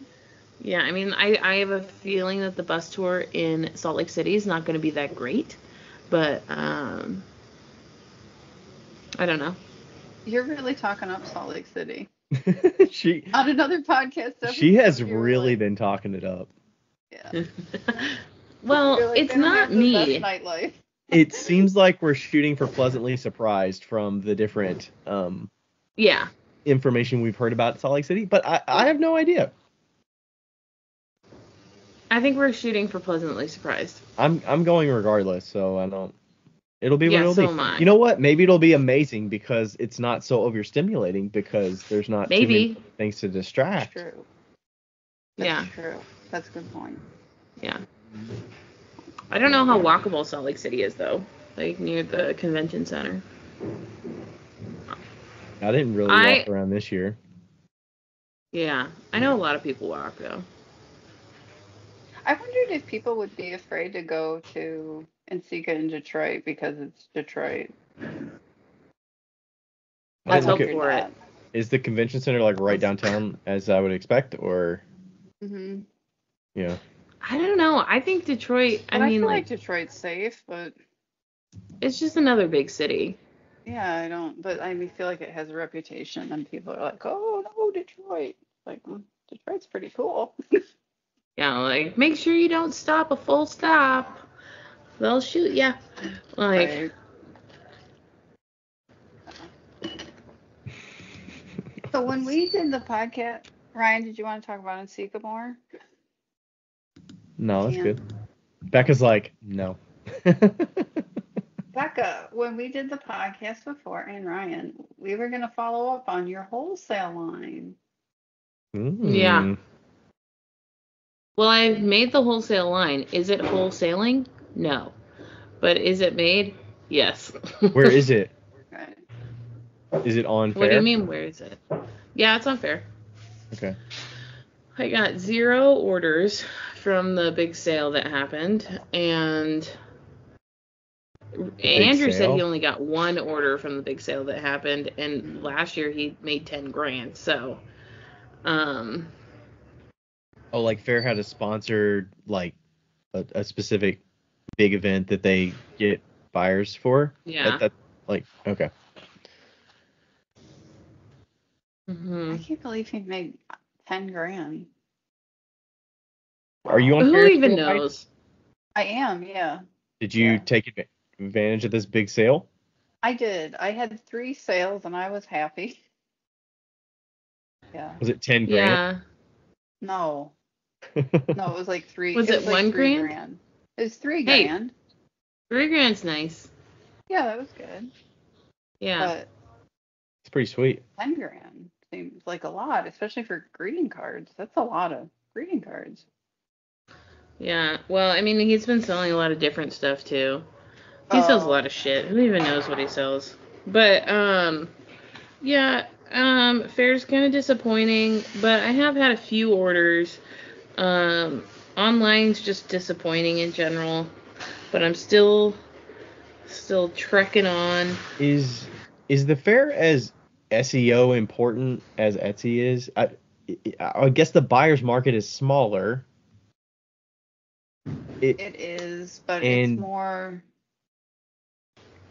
like handmade kind of gets lost in Fair. What's the majority? Like, what's the most popular? Is it clothing on there that's more popular, or what? Like, what? It seems like It seems like a black box. Like, because from what I understand, as a seller, you can't look at the marketplace. Is that right? You can look at it, but you can't see their prices. So, but also I think that there's one significant thing in the fact that I have jewelry. So jewelry is exponentially different than just pottery. Jewelry. Do you think it's oversaturated? Do you think jewelry is the biggest category? Probably. Yeah. Yeah. So I bet a lot of it's just buy sell, right? Yeah. It's my own fault. What I should do is, because I chose jewelry. Did you ever have pottery on there at one point?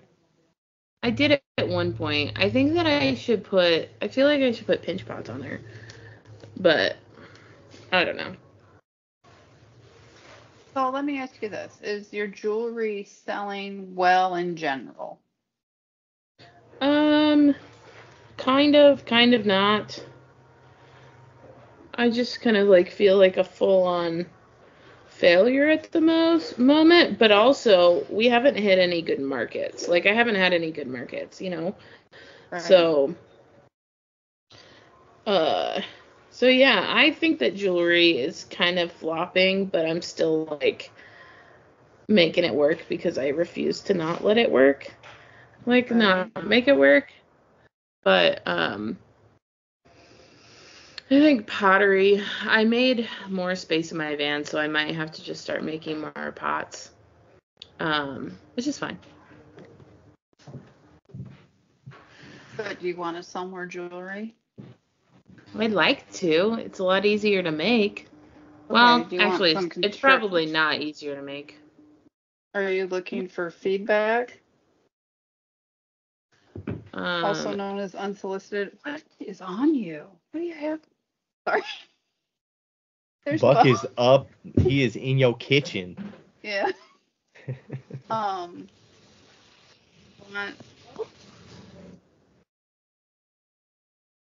Becca.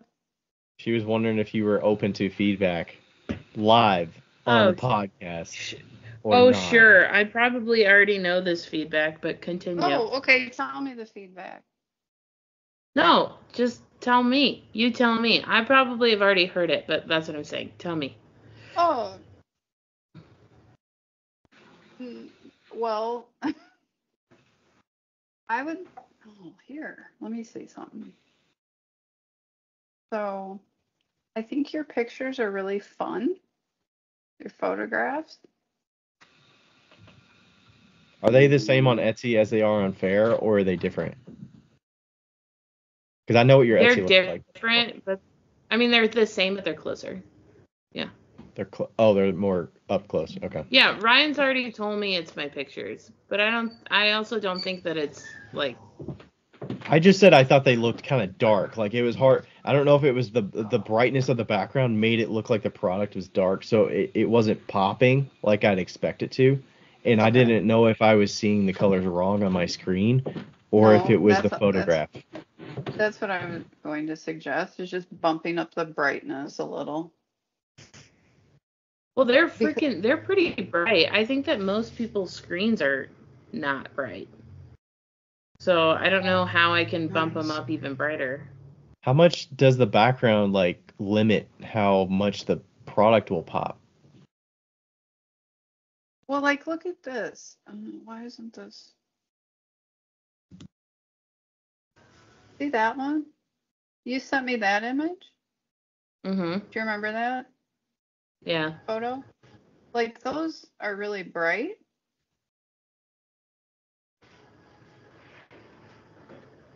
I'm sorry, this is a podcast.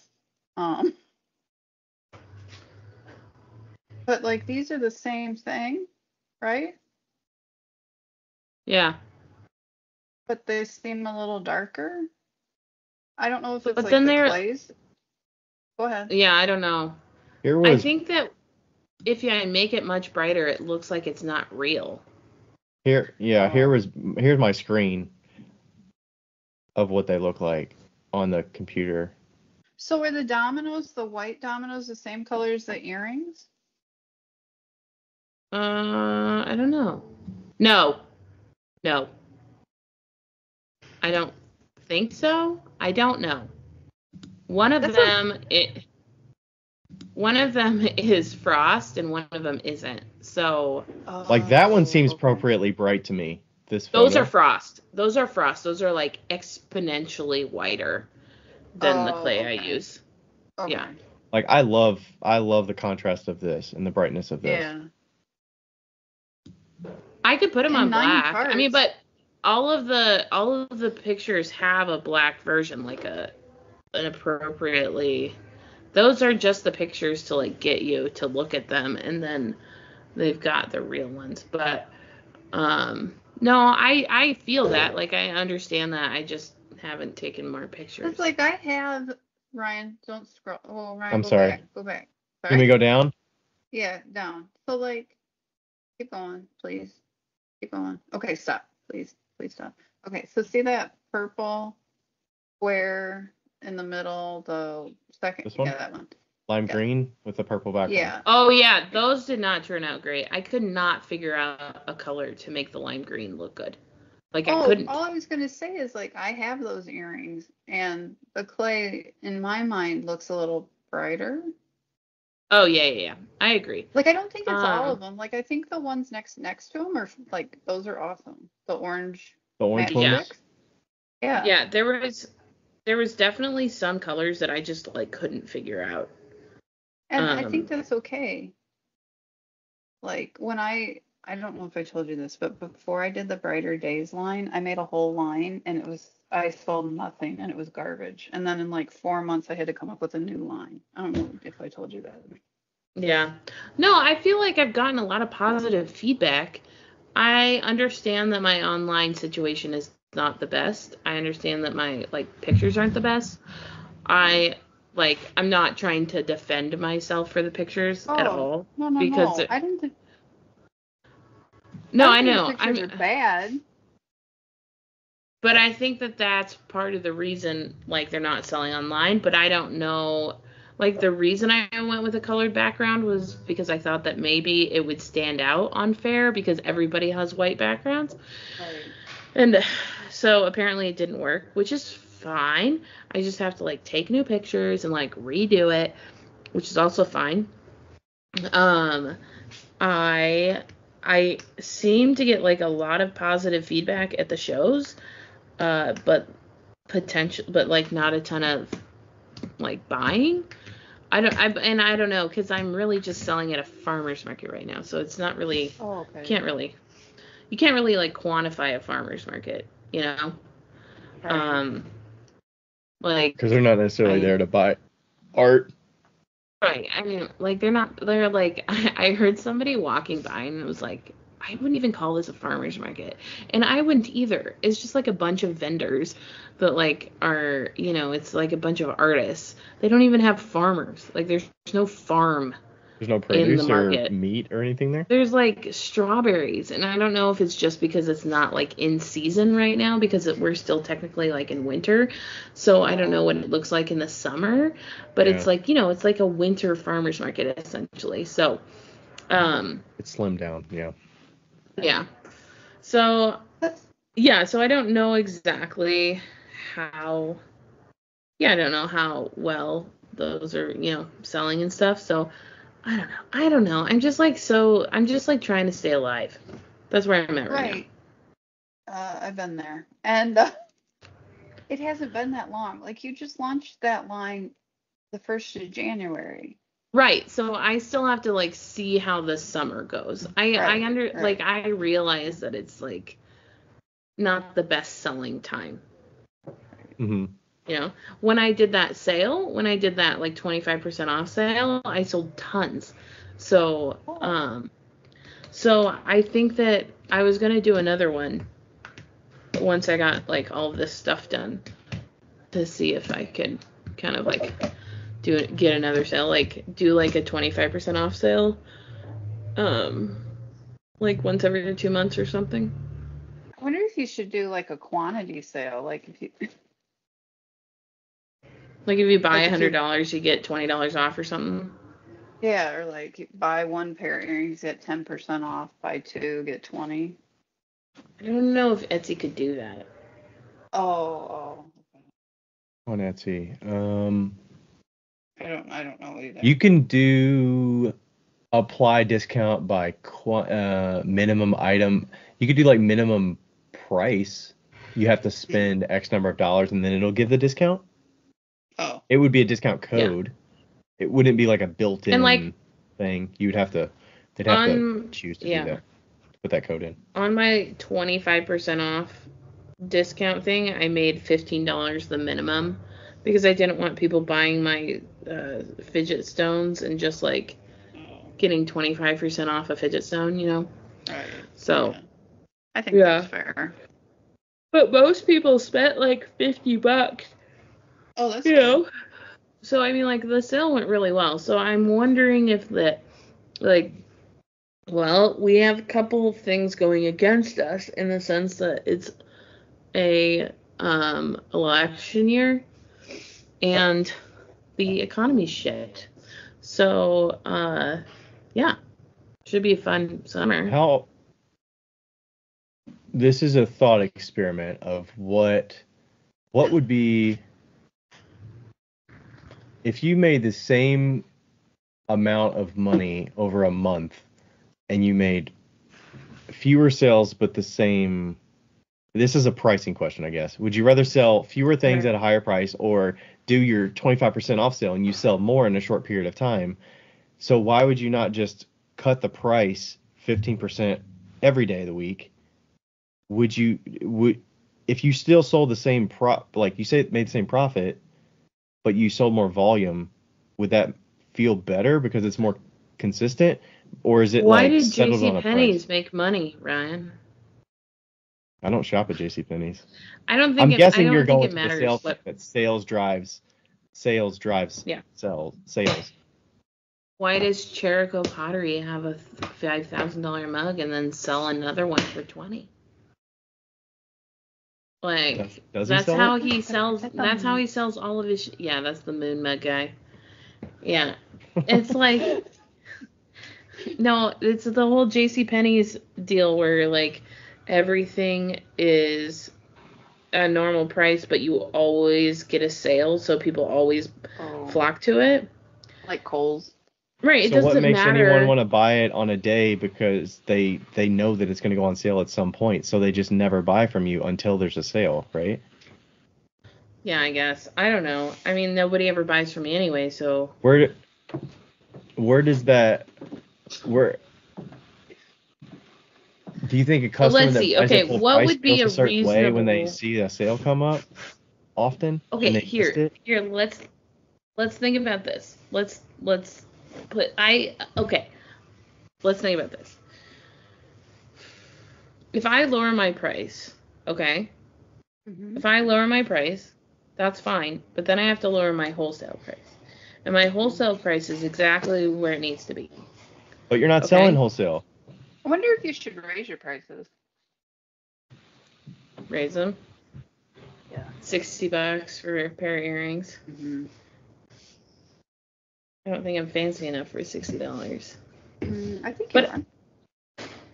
I don't know. How much are your earrings right now?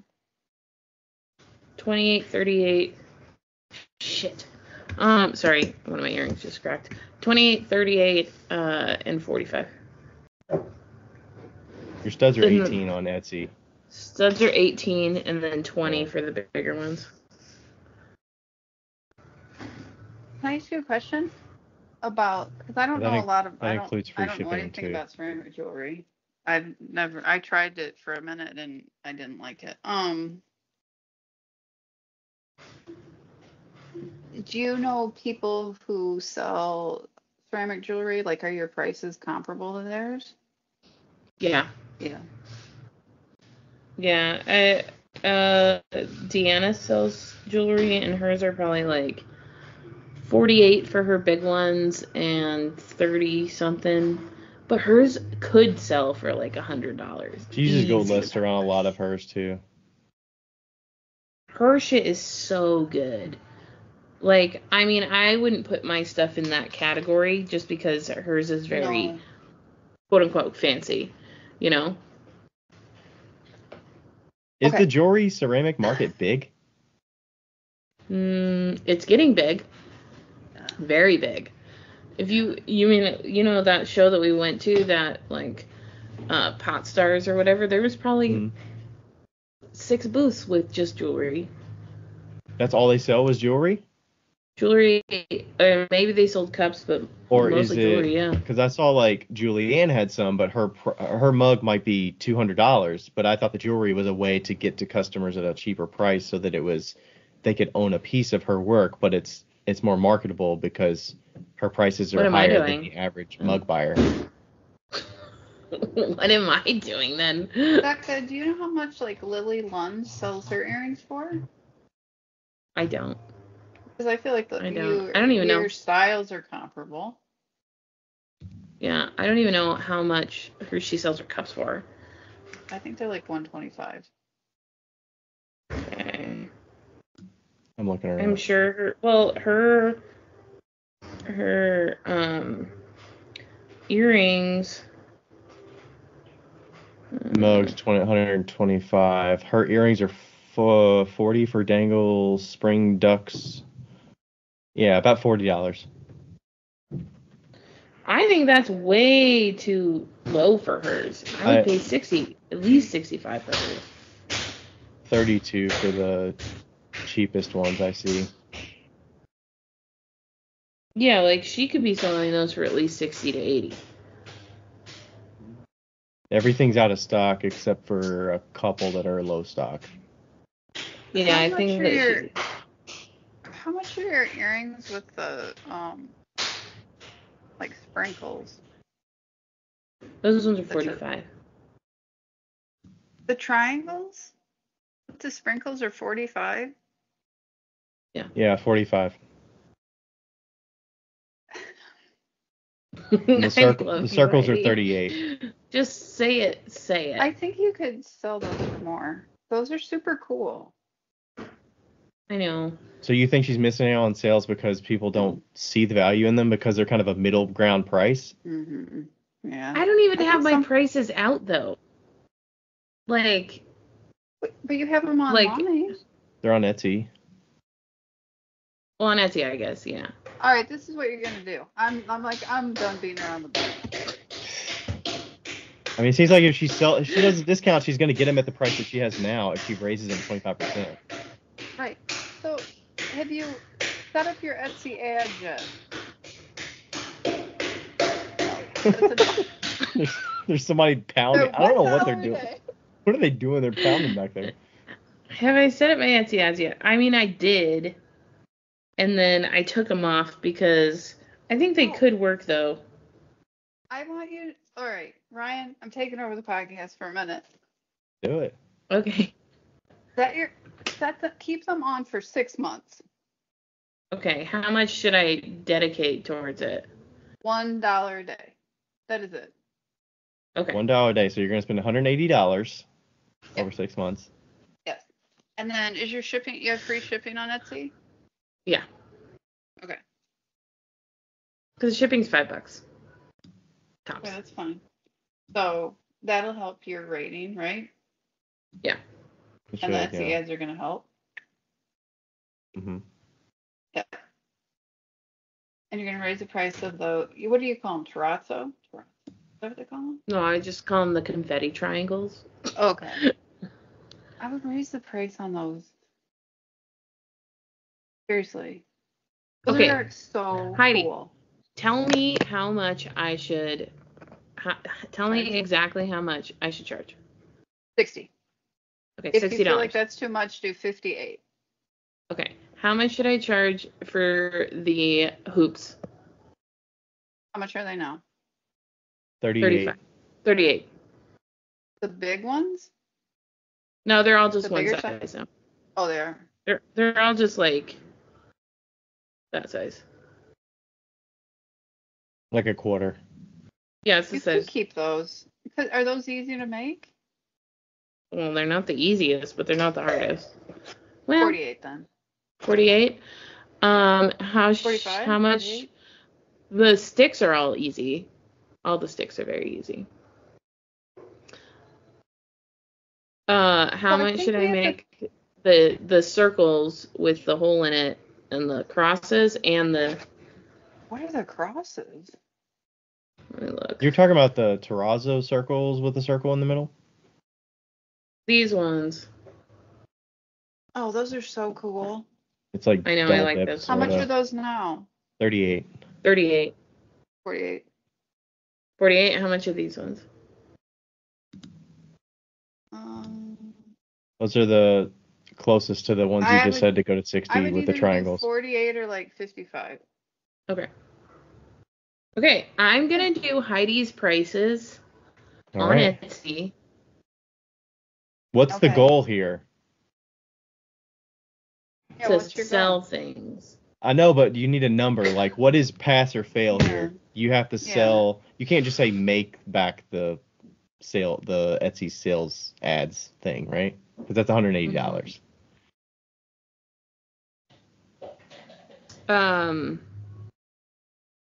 What about a number of pairs per week or something, or X number of dollars per week?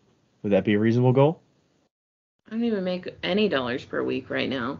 Okay, so what if you said $100 per week or $500 per week? So the thing is, right, it's going to take a little time to get there. That's why I said 6 months, because you're going to need some traction, right? I think that by the 6th month, I should be selling $100 per week. Okay, that seems reasonable. Yeah. That seems reasonable. Yeah. Yeah. And then we can reassess in 6 months. Yeah. Yeah.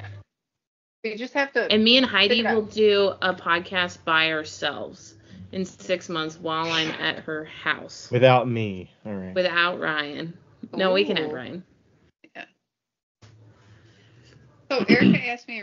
Erica is Ryan's assistant. If y'all don't know, she asked me a really interesting question at NCECA.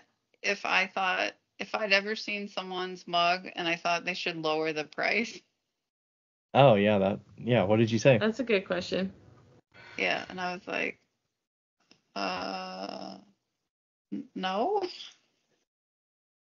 At what I mean, point is it like like sometimes, if you have no if you're not selling anything, like what do yeah, you do? Because you don't have that many changes to make, right? You can lower the price. You're saying higher the price. She's not selling anything. You're saying higher the price, spend more money.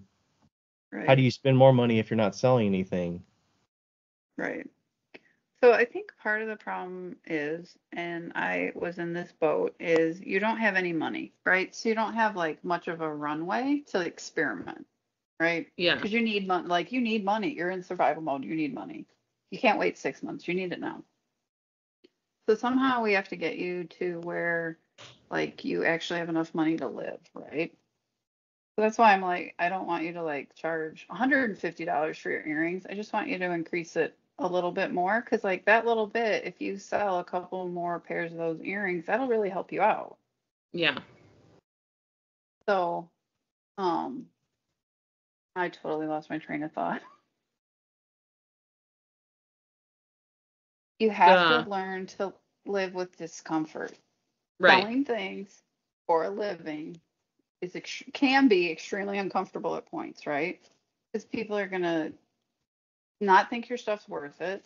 And I had my friend Meg actually told me something that sticks with me. She's like, Heidi, even if your mugs were $20, someone would complain Yeah. that that's too No much. complaint. Yeah. Hmm. Yeah, you know. And that's why when Erica asked me if I ever saw someone's mug and I was like, would I say they need to lower the price?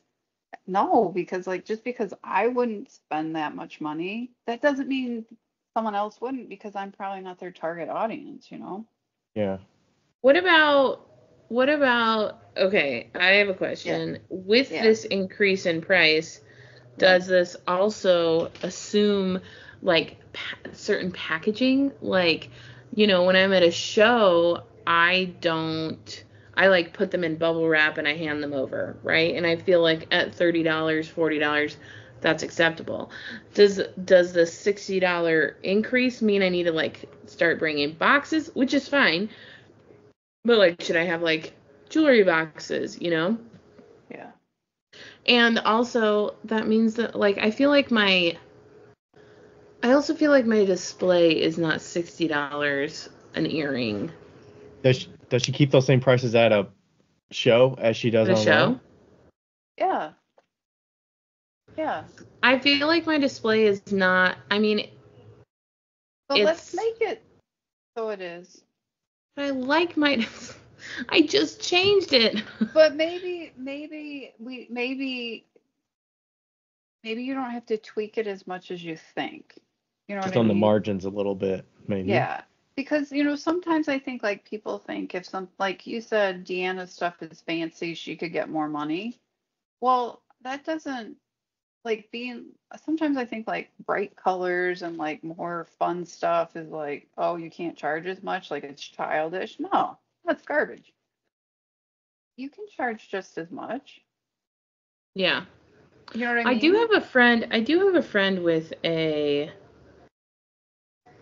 I do have a friend with a laser cutter. If I had her cut holes in plywood, I could probably put my um, hangers through the holes so it would look a little bit better. Right. I don't think it's going to take major tweaks. You had some of those before, right? You had the wood standing laser cut that you put your earrings into. Were you Yeah, not but using those anymore because those you had the were tray? those are a big issue because like you have to take the earrings off and then you have to sell them. If you're like busy at all. Like now I Yeah, have it's just a everything on headache. cards, which is fine. Right. It's great actually. It's fantastic. Um, but I have them hanging from a wire rack that I've like spray painted, which I think it looks cool, but I don't know. I'll have to like take a picture the next time I do a farmer's market and I'll send it to you. Okay. Um, so Yeah. Should there yeah. be a different goal for shows at the price? Because I would guess Well, the first of all, market of people coming through is smaller than online that you could appeal to. right. But So you if don't you're at want a to change the farmer's price market, because you want it consistent.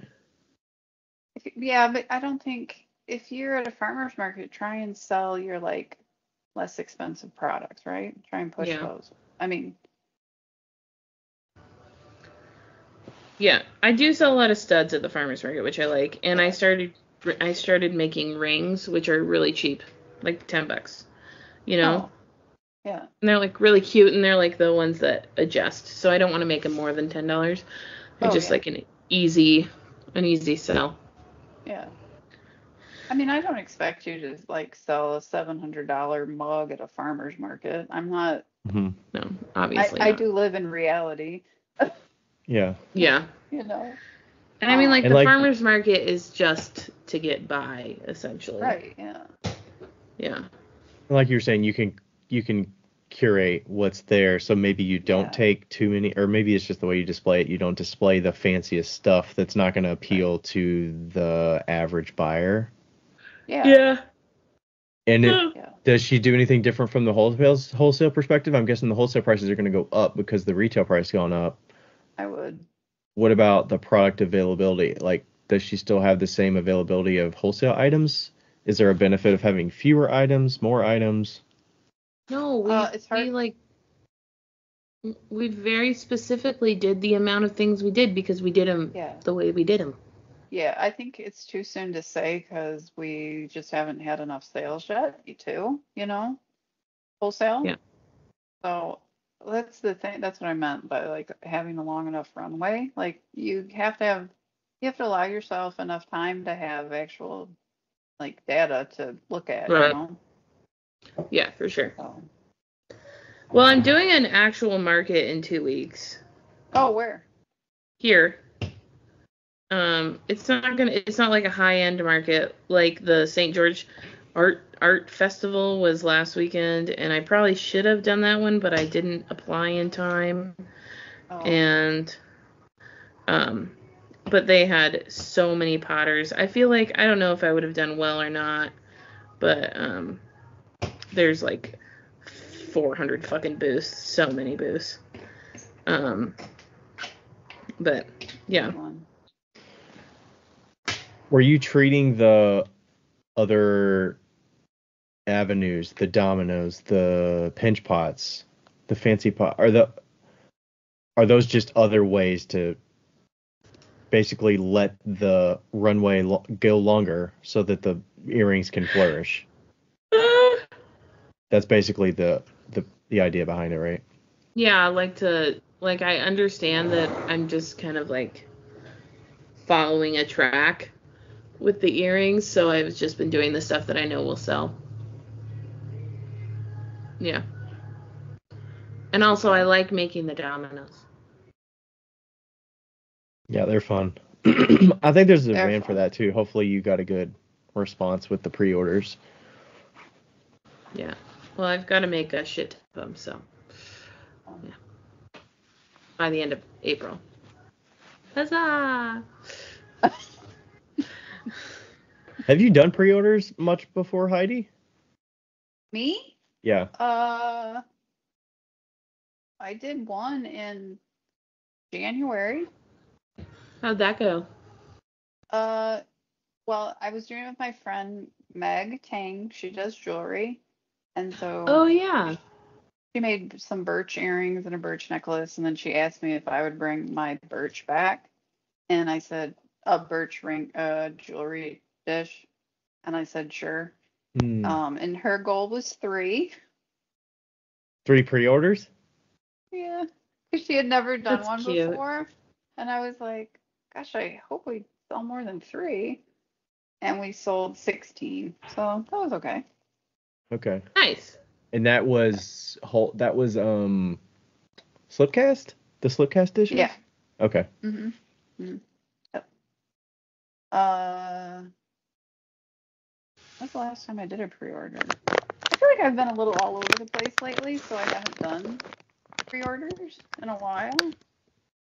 Yeah. I mean, I did that one, but other than that, like I've done them in the past. Like I used to do them if like I sold out a mug design, like I'd have an update. If the mug design sold out, then I would do a pre-order for it. Did you do that pretty much immediately while the demand was still high? Yes. Okay. Yeah. But I hated it. Why? Because you were working to a deadline of people were like feel like they were breathing down your neck. Yeah, and you just make the same thing over and over, you know. Okay. But like with my Brighter Days line, it's easy to make the same thing over and over because it's like really easy to make those. But like with one of a kind work, if you're making the same thing over and over, Yeah. it's just Pressure is higher. yeah. Okay. So. Yeah, like the earrings are like so easy to make over and over because, you know, when you make 100 of them, you could still have like a bajillion colors, Right. like different colors. Right. But does it feel tedious because they're all so small, like putting the hooks and looping them and like, or is it just, it's kind of meditative because it's... It's not that bad. Okay. Throw on a couple movies, you know.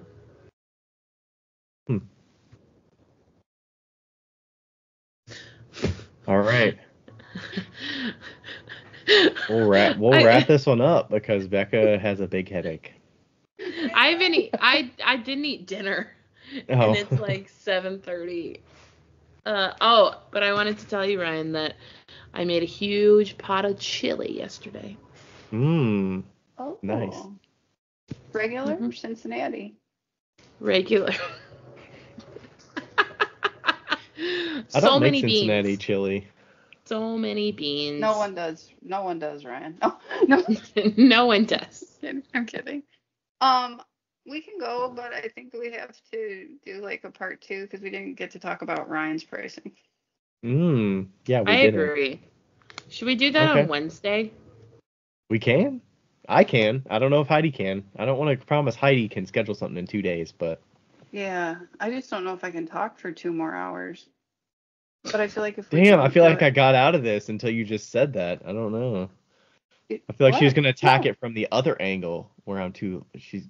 Whatever. We'll talk about it. Oh. Can I think about it overnight? Yeah, you have a night. Okay. Yeah, for sure. Okay. Well, it's good seeing you both. Yeah, you too. Thanks for coming back. Yeah. Everybody can find Heidi at where? BellaJoyPottery.com. Huzzah! And Insta. No.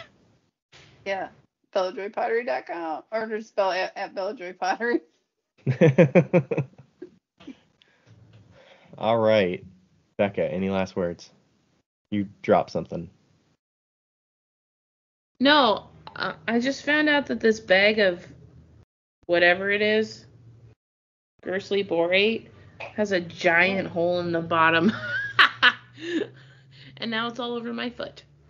Oh, no. Gersley borate is in demand. No, wait, it might not be that. You know, with these bags, you can never tell what it is. Yeah. Yeah, why don't they just put the freaking name on there? It's like... Yeah, who knows? I always have to Sharpie it on there, so I know what I'm looking at, but... Yeah. All right. Thanks, everybody, for listening. As I cough my way out of here. Sweet. All right. We'll catch you next time. Peace out, motherfuckers. Bye. Bye. Hey, everybody. Thanks for listening to another episode of Wheel Talk. This podcast is made possible through the contributions of all of our listeners who always ask us great questions, leave us reviews, and contact with us through social media. Thanks to all the fellow makers as well who take time to be interviewed and share about their lives and businesses. And thank you to Ashley from Boldover Ceramics and Lindy from Lindy Garner Ceramics for their assistance on the Wheel Talk Podcast Instagram. You are invaluable. Thank you to everybody.